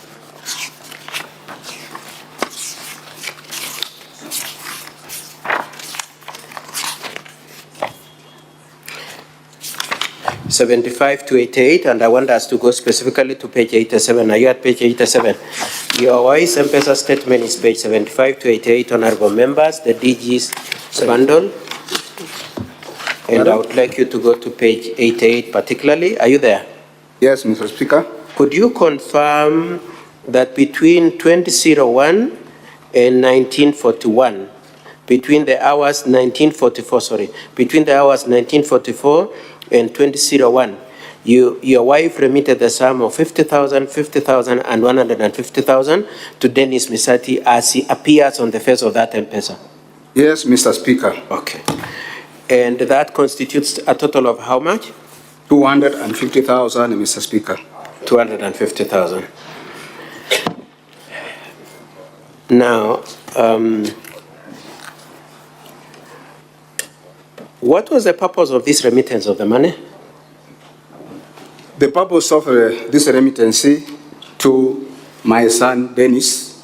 Sorry, no, I mean, so we've seen you pulled out 250 from your cooperative account and another 250 from your wife through Dennis, isn't it? That's correct. And then you sent to Dr. Monda, isn't it? I instructed my son to That's okay. So you sent it to Dr. Monda, this total of 500, isn't it? Correct, Mr. What were you giving this 500,000 to Dr. Monda for? Why? What? It was a refund, Mr. Speaker, sir. The money which he gave me in November, October 2022. So it was a refund. Yeah. Number two, whose money was this? The money was mine. It was ours. Sorry? It was ours. What does ours mean? Who and who? I mean me and my wife. It was yours, you and your wife? Yeah. Was Dennis part of the ownership of that money, the 500,000? No, Mr. Speaker, sir. Okay. Dennis says that he had given you this money and the two of you were holding this money on his behalf and that he gave you in cash. Is that true? It's untrue, Mr. Speaker, sir. It's not true that he had given you any money. Yeah. It is not true that he had given you any money. It's not true that he gave me any money. Okay. And this money was yours with your wife? Correct, Mr. Speaker, okay. sir. Now, and your position is that it was a refund. Was it a bribe? No, Mr. Speaker, sir. It was a refund, not a bribe. Yeah, so it was a refund. Okay. Now, let's just digress a little before we come back to the 300,000. You said, were you seated first of all, you said you went with how many sons? 3. Was it 3 or 4 sons? Okay. No, you see now I'm not counting the driver. Okay. Yeah. So how many were you? How many sons did you go with? 4. 4 sons. And yourself. You were 5 people in the Deputy Governor's house. Correct, Mr. Speaker, sir. Who initiated the idea of going to visit the governor? Mr. Speaker, sir, it's me. It is you who said, how did you initiate it? This is not the first time if I need to. Because of time, just go answer my question directly. Pardon? Just answer my question directly. How was the idea of going to visit the governor? Through a call. By who? By me. To who? To His Excellency the Deputy Governor. So it is you who requested to go and see him? Correct. And when your son says in his statement and in his affidavit that it is the deputy governor who summoned you, is that correct? No, that's Mr. not Speaker, correct. sir. Okay, let's move on. Now, you said, were you then 5 people seated together, 6 people, you, deputy governor, and your 4 sons, were you seated together when this money is changing hands? No, we were not seated together, and I think I'm repeating that after we entered his house, me and His Excellency, the Deputy Governor, His Excellency, Dr. Robert Monda, we moved aside about 20 meters to have our own social discussions. So you went aside, the 2 of you? Correct. And the boys remained 20 meters away? That is it. Did they participate in your conversation? No, Mr. Speaker, sir. And so when Denny says they sat far away from you and that they did not participate in your conversation, that is true? That is true. Okay. Now, then at paragraph 14, it is said that you received, there is another 300,000 that was given to the deputy governor. Paragraph 14, it is said,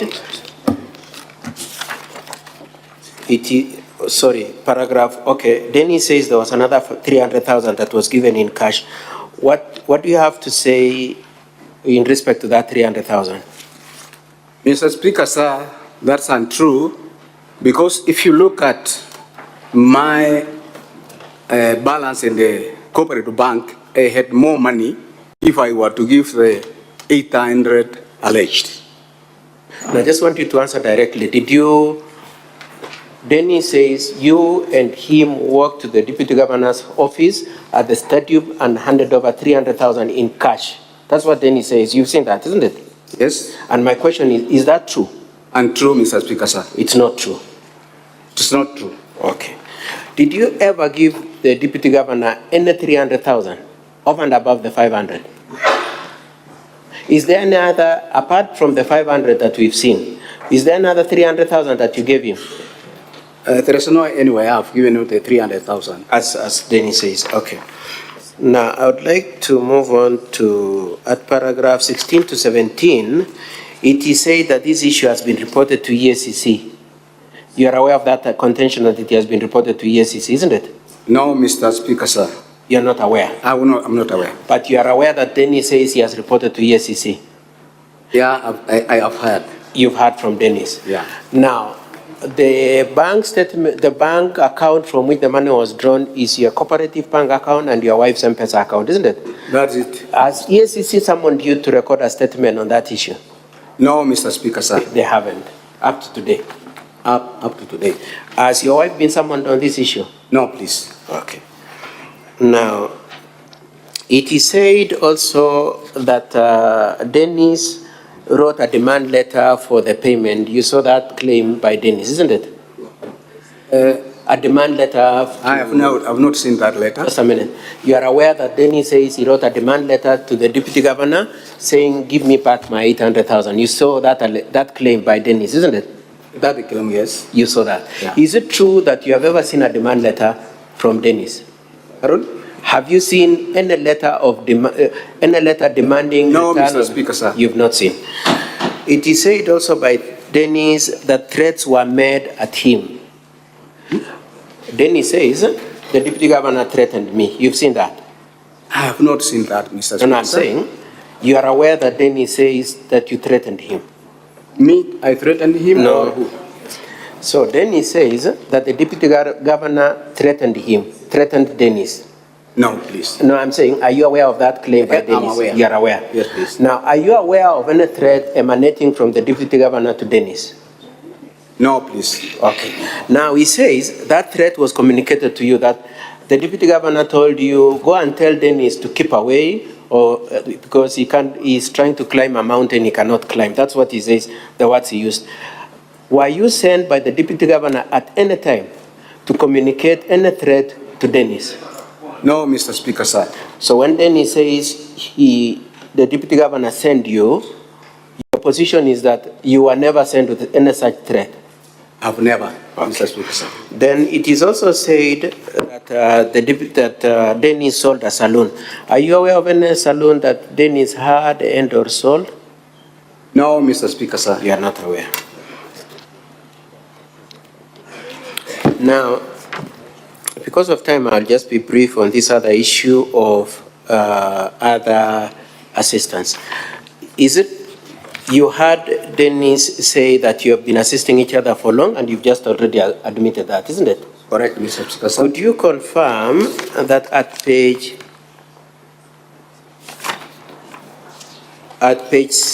paragraph 6 of your affidavit, you said how you have been consoling each other when you are bereaved together with the deputy governor?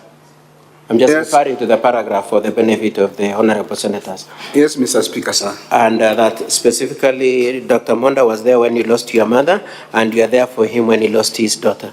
You lost your mother in the year 2001, and he lost his daughter in 2018, and the two of you were together. That's correct, Mr. Speaker. Okay. At page, and you also borrowed each other acrobat stock as stated in paragraph 5, isn't it? Yes, Mr. Speaker, sir. And then at page 67 of your bundle,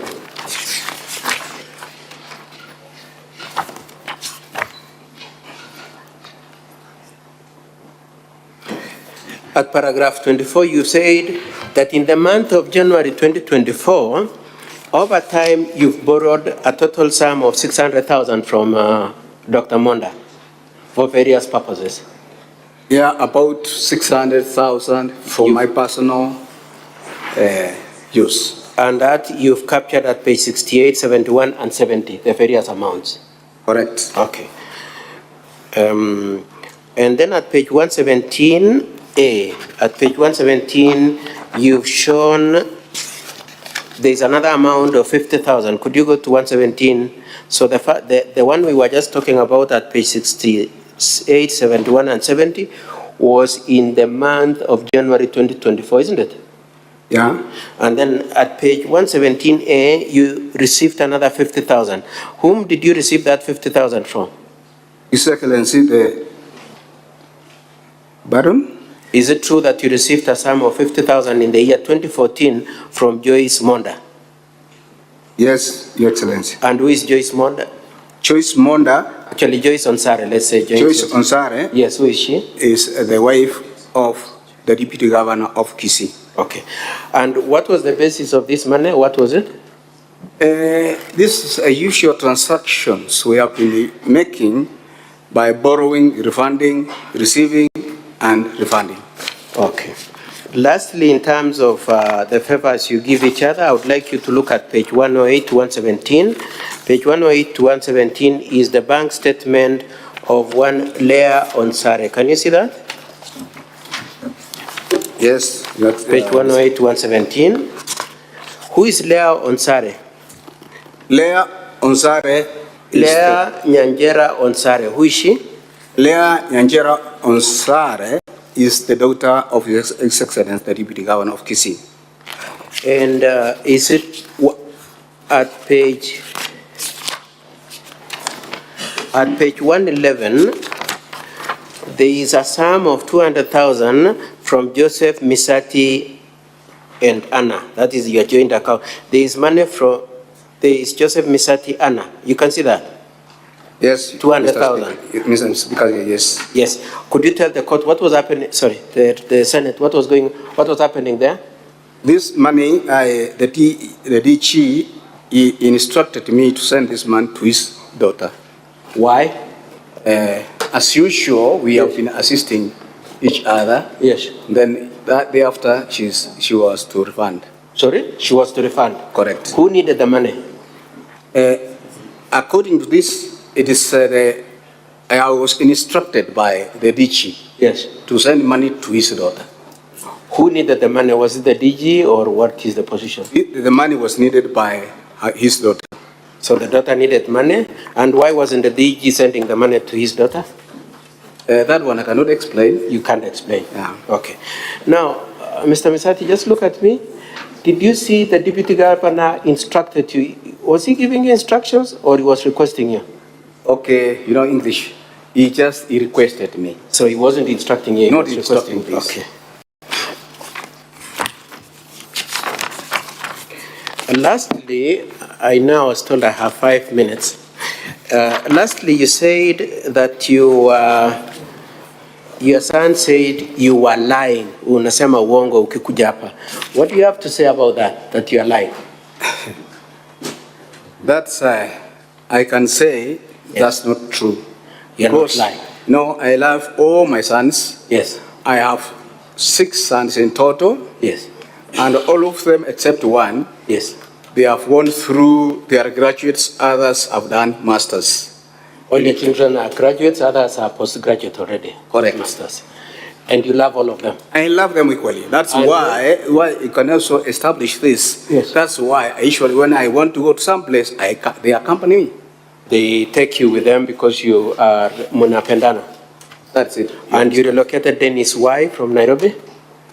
I think if I may repeat that if when somebody is going to... I am out of time. I just want to say... Okay, I wanted just to be near me. Yes. Was it out of a desire to punish him or out of affection that you needed to take care of his welfare? I wanted just to come near me and get some blessings before... Okay. To take blessings? Yeah. Before what again? No, that was limited. You want to withdraw that? Yeah. Okay. How do you feel about appearing here with your son before a national senate to banter words with him? How do you feel? Mr. Speaker, sir, I'm really very sad. You're very sad? Very sad because this is my son and it's me who paid his school fees to his daughter who's schooling at St. Mary's Nyabururu boarding. So you take care of the fees for his daughter? Yeah. Yes. Yeah. And is there any relationship between the paying of fees for his daughter and the 600 you borrowed from Dr. Monda in January 2024? The 600 which His Excellency the Deputy Governor gave me in January in various dates, some of the money I used to pay school fees for my granddaughters, including the Dennis's daughter. Okay. Only, you can allow me, only after paying school fees, my son disappeared from my home. Okay, so your son has disappeared. My time has gone out, so I just want to hand you over for cross-examination. But before I do that, could you confirm, even after this session, do you still love your son? Aaron? Do you still love him, notwithstanding these proceedings? That is my son. I love him. Yes. And I want him to come back with his wife. Yes. And they said his wife had a miscarriage. Are you aware of that? You know, some things like that one, I cannot say because I can say no. Okay. Yeah. But it's only that she told me that she was sick. Yes. And then I took her to the hospital and I used money to treat her. So you relocated him from Nairobi, you paid for his daughter, you took care of his wife. Correct. And you are prepared to continue doing that? Always. Okay. And are you happy to have your sons, including Dennis? That's my son, and I'm very happy because about that. It's only that yesterday when I met him, he knows me. Okay, I'm handing you over, but it is lucky that you didn't become a priest, isn't it? Then you wouldn't have Dennis and the others. Pardon? I'm told that my time is up. You will be asked a couple of questions by my colleague. They might not be as polite as I am, but just be strong.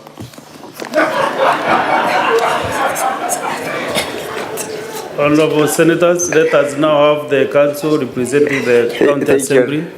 Thank you, Mr. Speaker, sir.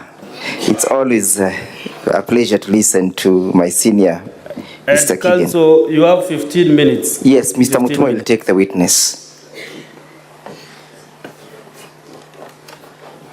Thank you, Mr. Speaker, sir. And I want to assure my learned friend, I'll be very kind to Mr. Misati. I respect him and I will accord him that respect. Thank you. Mr. Misati, good morning. Morning to you. I will continue from where my learned friend has left. You confirmed that you are aware that the wife to Dennis got sick at some moment and you intervened by taking her to hospital? I've said yes. When was that? I cannot recall the date, Mr. Speaker, sir. But it was this year or last year? Somewhere June. Somewhere June? Yeah. That was last year? Last year in June? 2023. 2023. And that is the time when the announcement was made on the filling of the recruitment at the Guasco company, isn't it? No, please. Is it after or before? It is after. After, thank you. You have also said that you have been long-term friends with the deputy governor, and that is very clear from your transactions. That 2 years you said, right? Correct, Mr. Speaker, sir. You have been colleagues and he has been your boss and you under him in the veterinary department, correct? That is true, Mr. Speaker, sir. And you continued and extended that friendship beyond retirement? Even up to now? Even up to now. You would describe that friendship to be very tight and very close, isn't it? That's one is very relative. But how would you describe it? He's your friend. Friend? That friendship is close and tight, isn't it? Yeah. Very tight. You would not want then to witness your tight, close friend going down through an impeachment process, would That's very true. Would you want to see your close, tight friend of that 2 years go down through an impeachment process? Would you like to see that? He's a friend, of course, and anything which is against him, I will never wish that. Thank you. So then you will do whatever is it within your powers to defend and protect him when he's faced with challenges, like he has stood up for you previously. But not through instructions. Not through instructions. Yeah. But he is your friend and that's something you would willingly do. It's a willing behavior. Thank you. Yeah.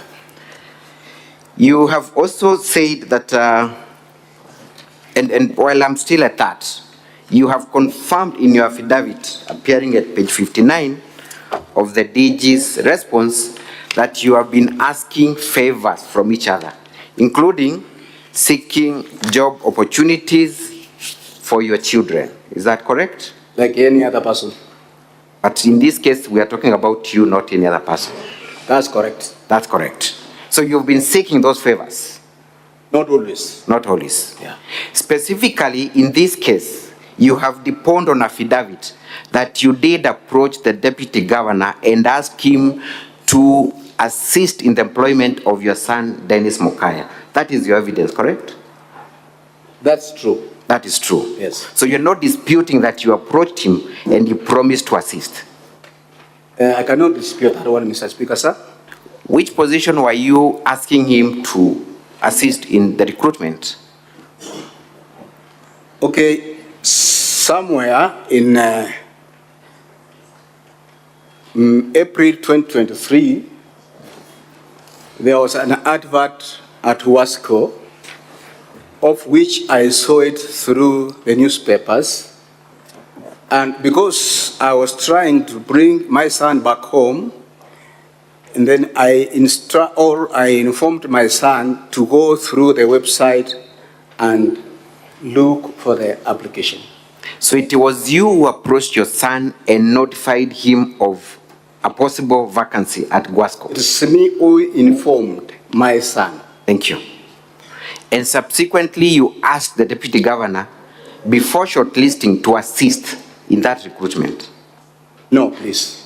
Me, I went to a governor's place after the interview was done. After the interview was done, correct, at whatever time. Now, the deputy governor of Kisii does not sit in the interviewing panel of Guasco, does he? Okay, that one. It's a yes or no. It's a yes or no. Does he or does he not sit in the recruitment panel of Guasco? Yes or no? He doesn't. He doesn't. Yeah. How was the deputy governor supposed to assist in the recruitment of your son if he does not sit in that panel? By that, Mr. Speaker, sir, in any case when you are having some social discussion, there are some things you pass through your friend. I am asking you a very simple question. How was the deputy governor supposed to assist in the recruitment for an office he is not in charge of recruitment? How was he supposed to assist? It's a very simple question. How was he supposed to assist? You know, what I can repeat is that when you have got something and you have some social discussions with your friend, you just mention by the way. You were inviting the deputy governor to use his power and influence to secure that job, isn't it? As the deputy governor of Kisii. That one I never influenced. That is not what I'm asking. The governor was supposed to use his position as the deputy governor to assist in the recruitment, isn't it? That one I can say yes or no. It cannot be both, Mr. Witness. We cannot have two witness, just give the correct position. What is your position on the questions that you are being asked? These are very straight questions you are asked anyway. He was supposed to use his position to assist the recruitment of your son as your friend, isn't it? He was not to use his position, but he was to use as a friend, not a position of a deputy governor. But he was supposed to ensure that happens. That one I cannot say because he never got the job. Never got. But suppose he got the job. I'm talking about your request. What was he supposed to do in your understanding to make sure that that job was secured? What he was to do, that one I cannot tell. But he was supposed to pull some strings and ensure that happens. In any way, the way it was to use, I cannot tell the House. But somehow he was supposed to use some means to have that request. If he was to use his way or strength or his position, I would have gotten that position. Thank you. Mr. Misati, then, if the deputy governor was to intervene in that process of recruitment, would that process be competitive, fair, and just, or it would have been as a result of influence from his position as the deputy governor? What we are talking now is what happened. Pardon? What we are talking now, Mr. Speaker, sir, is what happened. Yes. And if the position was competitive and my son was not taken, therefore he never qualified.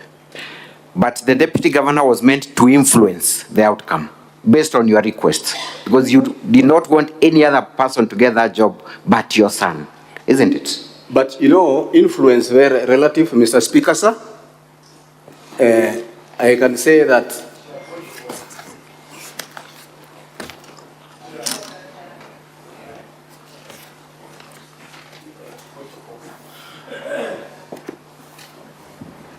what is your point of order, Senator Sifuna?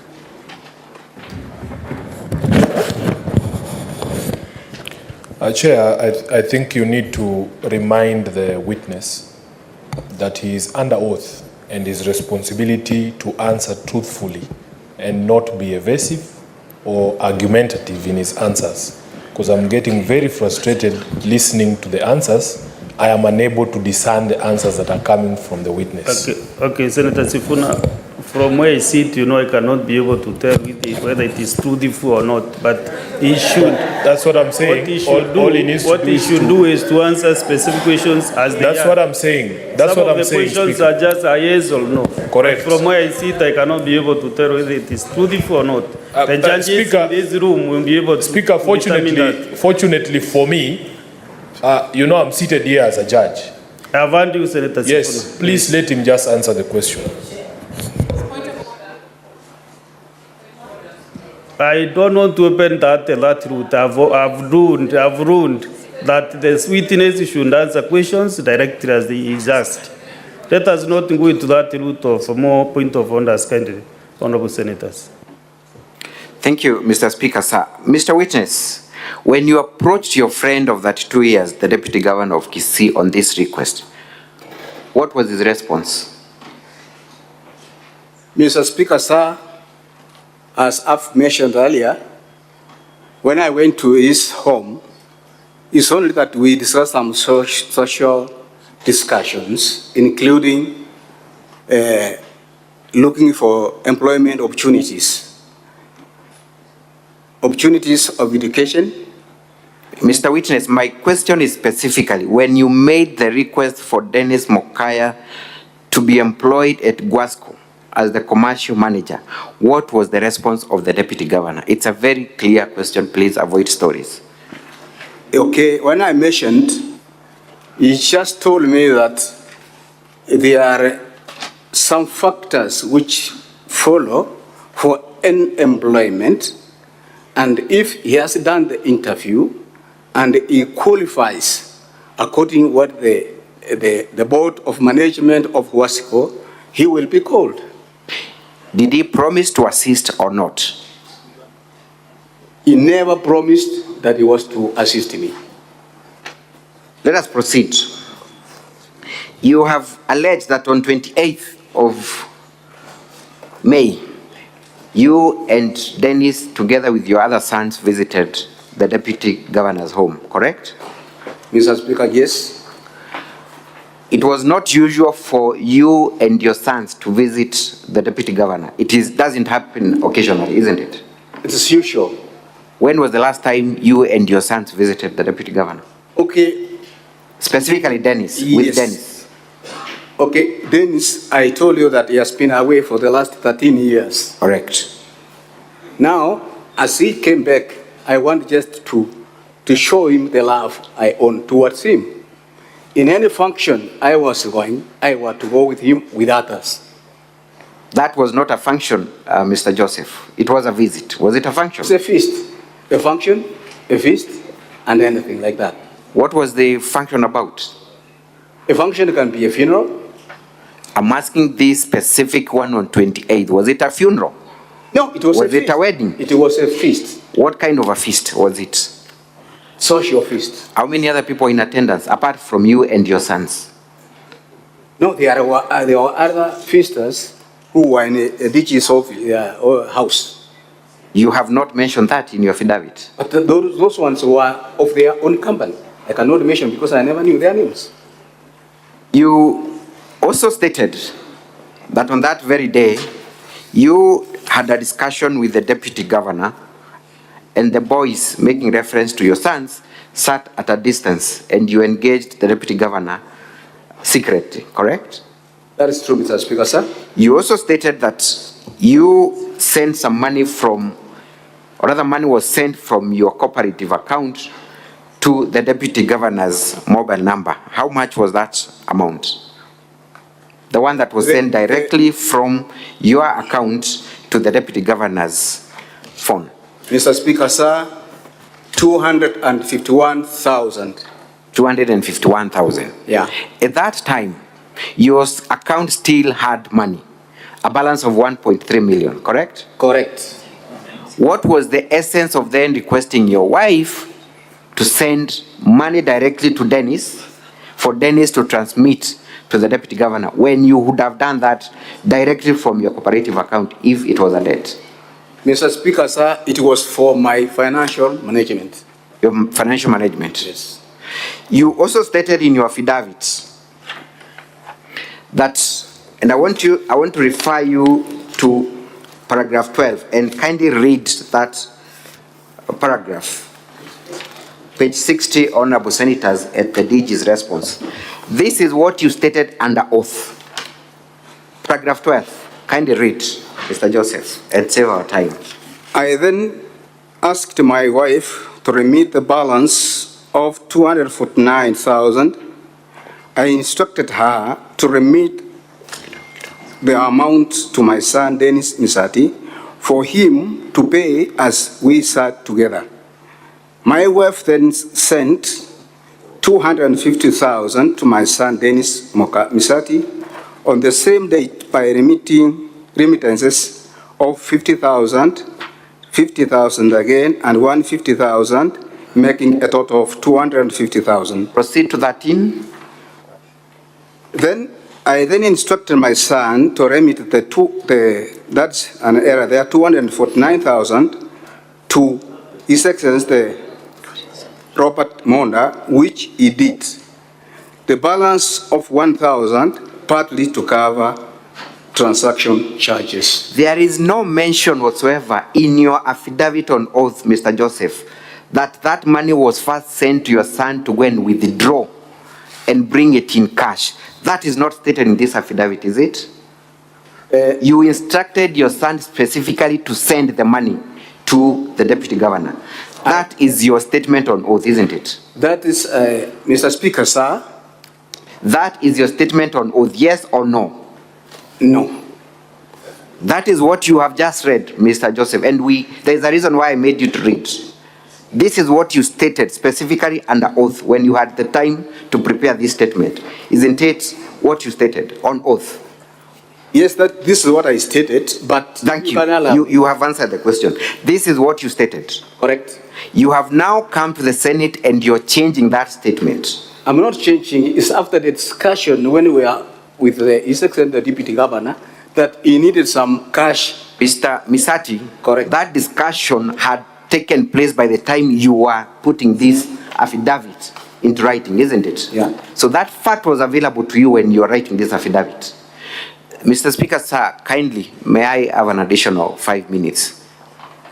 With much humility, this communication was well put before we started this witness. And you are aware that still we are challenged by time. 5 more minutes, I really beg. The former chair was here and done a very good communication, and I don't want to change the rules of the game midway. Mr. Speaker, maybe sir, 1 minute as you wind up. Kindly 5, because this has been a difficult witness to answer your question. 2 minutes, Council. 2 minutes only. Thank you, Mr. Speaker, sir. Now, you had that information by the time you were reducing it into an affidavit, isn't it? Baron? You had that information that the Deputy Governor had requested for cash and not through an M-Pesa. That information was with you when you were writing this affidavit.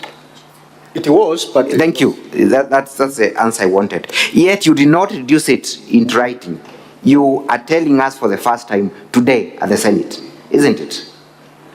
Today is the first time you're making that allegation at the Senate. That is a very simple question, isn't it? Correct. Thank you. You also stated that you were in the company of your other sons, and one of them is your driver, correct? That is it, Mr. Speaker, sir. What is the name of your son who is also your driver? Jared Misati. That is the person who runs your errands and is very close to you because he's always with you, we presume, as your driver, isn't it? That's very untrue. He's always with you as your driver. Mr. Speaker, sir, I think he's lying. I am asking a question. How would I be lying? I am not giving evidence. Are you telling us that your own son who is your driver is not your close friend and you're not with him most of the times as you make your movements? Okay, Mr. Speaker, sir. Is that yes or it's a yes or no? But I've got some bit of explanation before I say yes or no. Just give a yes or no, then I will decide whether to allow you to explain or not. Can you repeat your question? I am asking, most of the times, this son you have who is your driver is with you and runs errands with you. True or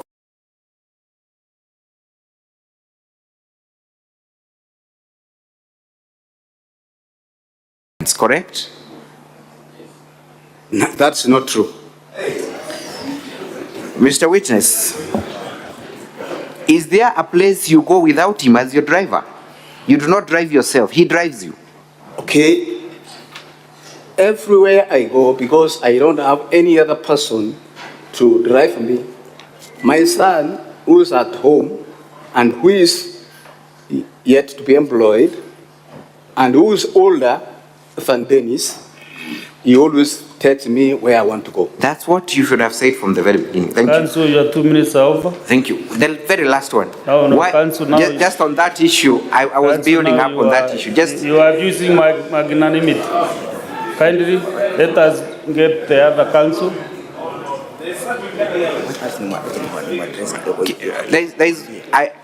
There will be a lot of prejudice on my part if I do not conclude on that issue. Mr. Speaker, you will note that this has been a very difficult... It is up to you to utilize the 2 minutes that I give you. Thank you. You know, if you keep on asking for more time, and I've directed you what to do, why don't you shoot your questions that we want to achieve? The problem, Mr. Speaker, I think, honorable senators, if the witness has those weaknesses, you are the people to determine this case. So honorable senators, I don't want you to direct the witness on what to say or not know what to say. And please avoid please exchanging with the chair, minority leader. Let us just give me time to manage this process. This is not the issue of which side or what. Please, I beg you.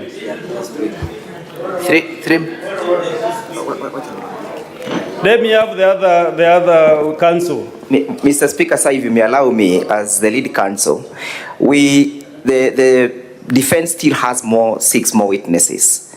The rest of the witnesses, time has been allocated 15 minutes each. We will sacrifice one witness, we will not cross-examine him, and then we allocate that time to this witness, the 15 minutes. We will not cross-examine one of the MCAs, so that we are able to do justice to this case through this witness. That's the compromise we shall make.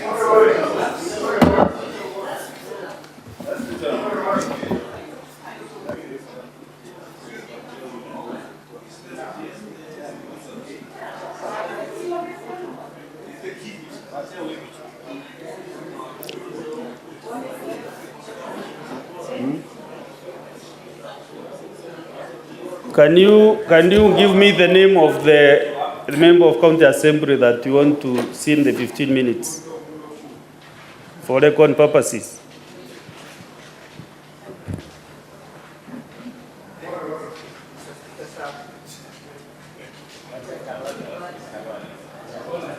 Mr. Speaker, sir, in place of Thomas Obare Nyabaro, we will not cross-examine that witness. We will equally not cross-examine Amos Obegi Oderi. So we'll have 30 minutes extra for this witness.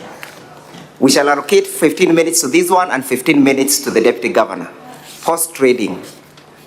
Yes, I will give you 15 minutes for the first one. For Thomas, I place 15 minutes, strictly 15 minutes counsel. We are most obliged. No addition, no subtraction. It's good horse trading. Maybe you can use less, but you can't use more than 15 minutes. Thank you. Proceed. Thank you, Mr. Speaker, sir.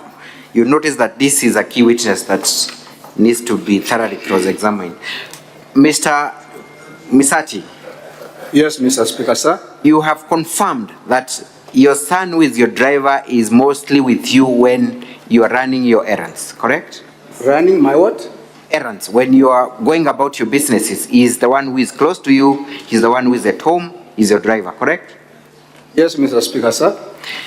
Why was it then important for you to send money to Dennis, who is not that close to you, than use your own driver who had a car to go and withdraw that money and bring back? Mr. Speaker, sir, because the Deputy Governor, His Excellency, Dr. Robert Monda, in our discussion, he said that he needs some cash instead of going to M-Pesa. That is the time I decided that the money was to remit it to a younger person who will be able to run quickly to the... Mr. Witness, could your son run faster than your car that is being driven by your own son? But, Mr. Is that Speaker, what you're telling these senators? Mr. Speaker, that sir, indeed Dennis was capable of running faster than a driver with a car?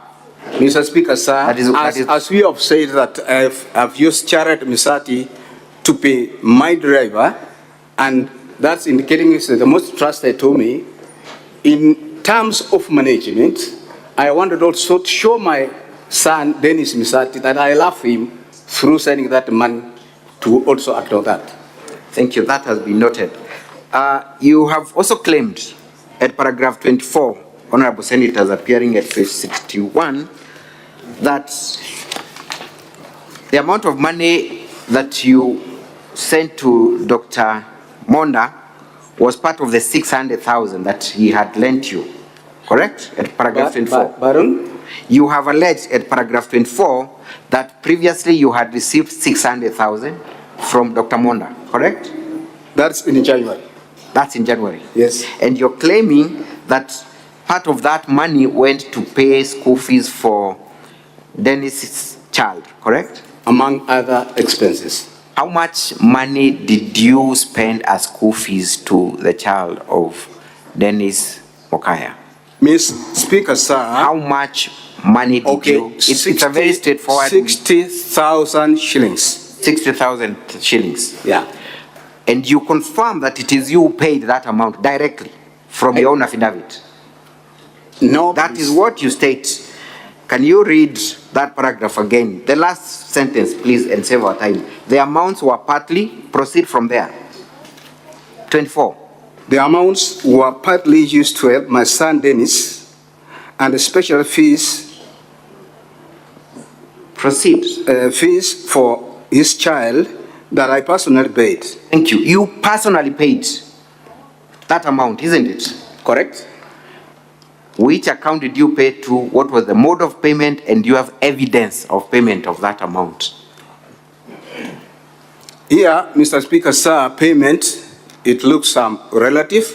It's only that the money originated from me, and Mr. Misati, I only have 15 minutes and I want to utilize that very effectively. I am asking you a very specific question. To what account did you pay? The school's account, what mode, and where is the evidence? It's a very straightforward. Please do not bring stories. We do not have time for that. The money of the 60,000 plus other monies which I paid for my... We are specific on the 60,000 paid personally by you to the school.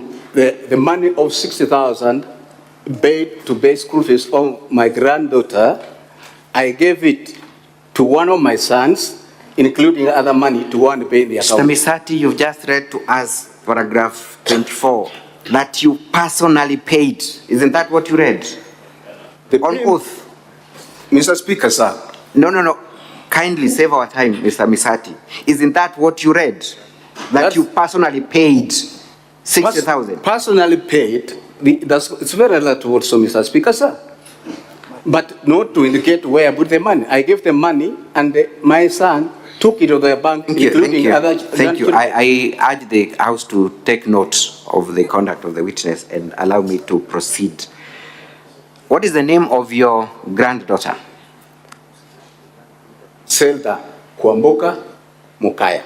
How old is she? She's, I think, 13 years. Where is she currently?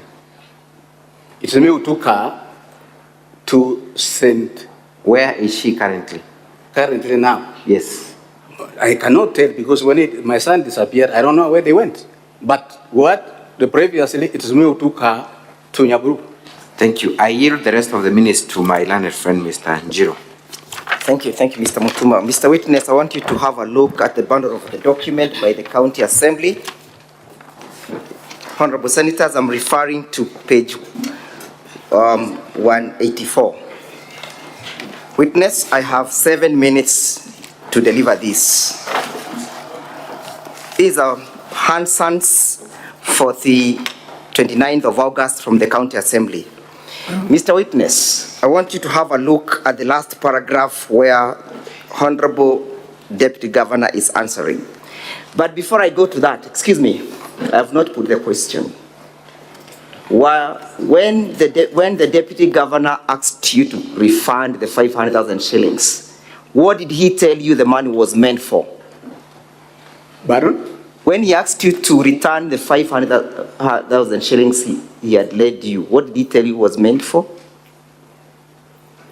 Mr. Speaker, sir, he told me that he has got some functions he was to use for that money. He had functions. Which functions in particular? Including that he was trying to go outside of the country. He was going out of the country. Correct. So the money was specifically meant to go out of the country, yes? Among other things. Among other things. Yeah.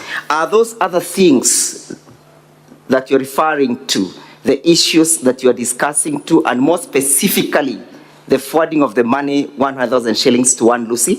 Are you aware or you're not aware? That one I'm not aware. You are not aware. I want you to have a look at page page 185, 189 of the same bundle.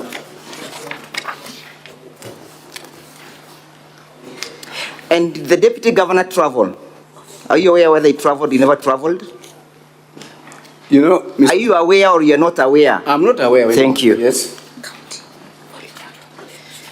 Look at page 189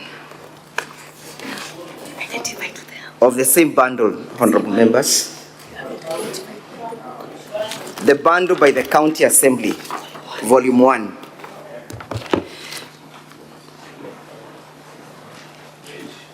Page 185, 189, I'm sorry, beg your pardon. 189, the Hansons for the 29th. What? Hansons. Wait.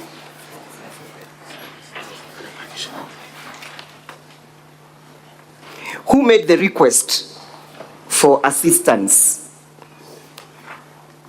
Who made the request? Of assistance of what? Yes, of you to be assisted for Dennis to secure a job. It's me, Mr. Speaker, sir. To whom did you make it to? Did you make it to your friend, Dr. Monda, or to the Deputy Governor of Kisii County? My friend, Dr. Monda. Where was that job supposed to come from? From his farm, from his shop, or from the county government? Mr. Speaker, sir. I have asked you two issues. Where was the job supposed to come from? From the county government. Thank you. Look at paragraph where we have the Honorable Deputy Governor. Yes, can you see that? Here? Yeah. Yes. Yes, would you read out? What's the Deputy Governor saying? Honorable Deputy Governor. Can you see where he's saying, Mr. Speaker, sir? Mr. Speaker, just as a good friend, yes? Mr. Speaker, sir, as a great friends, Mr. Joseph and I, somewhere in April 1st, was made to know that there is advert that has come up in the Wasco and Misati as a friend could ask me that his son has also tendered his application. Thank you. Yeah. In this respect, which son is the Deputy Governor making reference to? Dennis. Dennis. Proceed. Can you see where my senior Mr. Kato Kigen is saying, so he requested if you could assist? Can you see? Yes, Mr. Speaker, sir. And what does the governor say? Does he say yes, that you made the request? Can you see that? Yes, Mr. Speaker, sir. Proceed to read. And did you talk to Lucy about the request about your friend? That's Mr. Kato Kigen asking the Deputy Governor, yes? Baron? That is my landed friend, Mr. Kato Kigen, asking the Deputy Governor whether the Deputy Governor spoke to Lucy. Can you see that? Yes, Mr. Speaker, sir. And what was his answer? Honorable Deputy Governor, like any other leader, Mr. Speaker, sir, this request came to me. Everyone, honorable members, know that Lucy is a Wasco, would work under like any. Yes.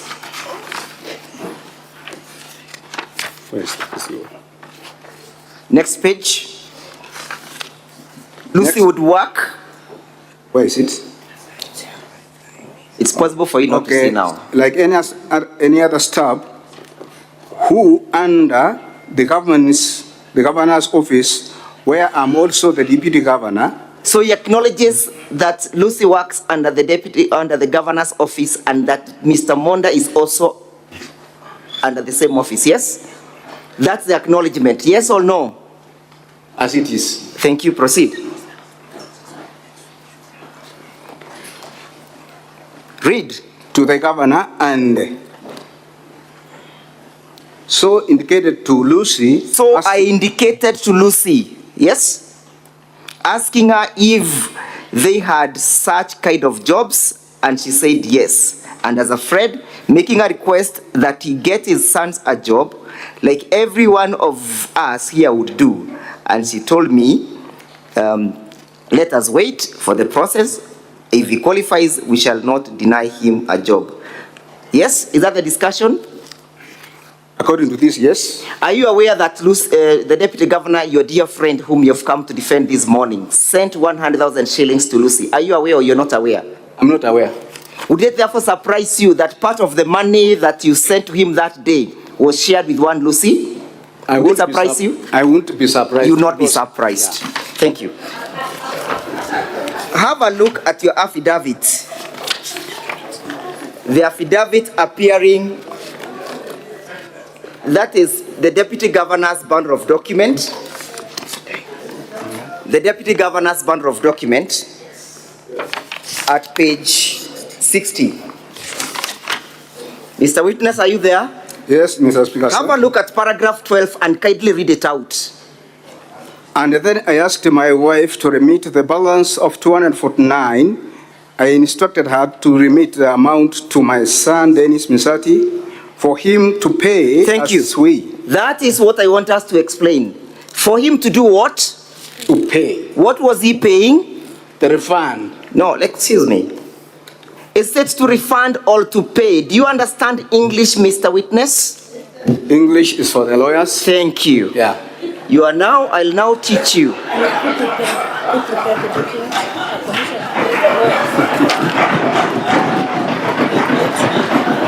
And therefore, Order, senators, order, senators. I'll put it to you that there's a difference between the statement to pay and to refund.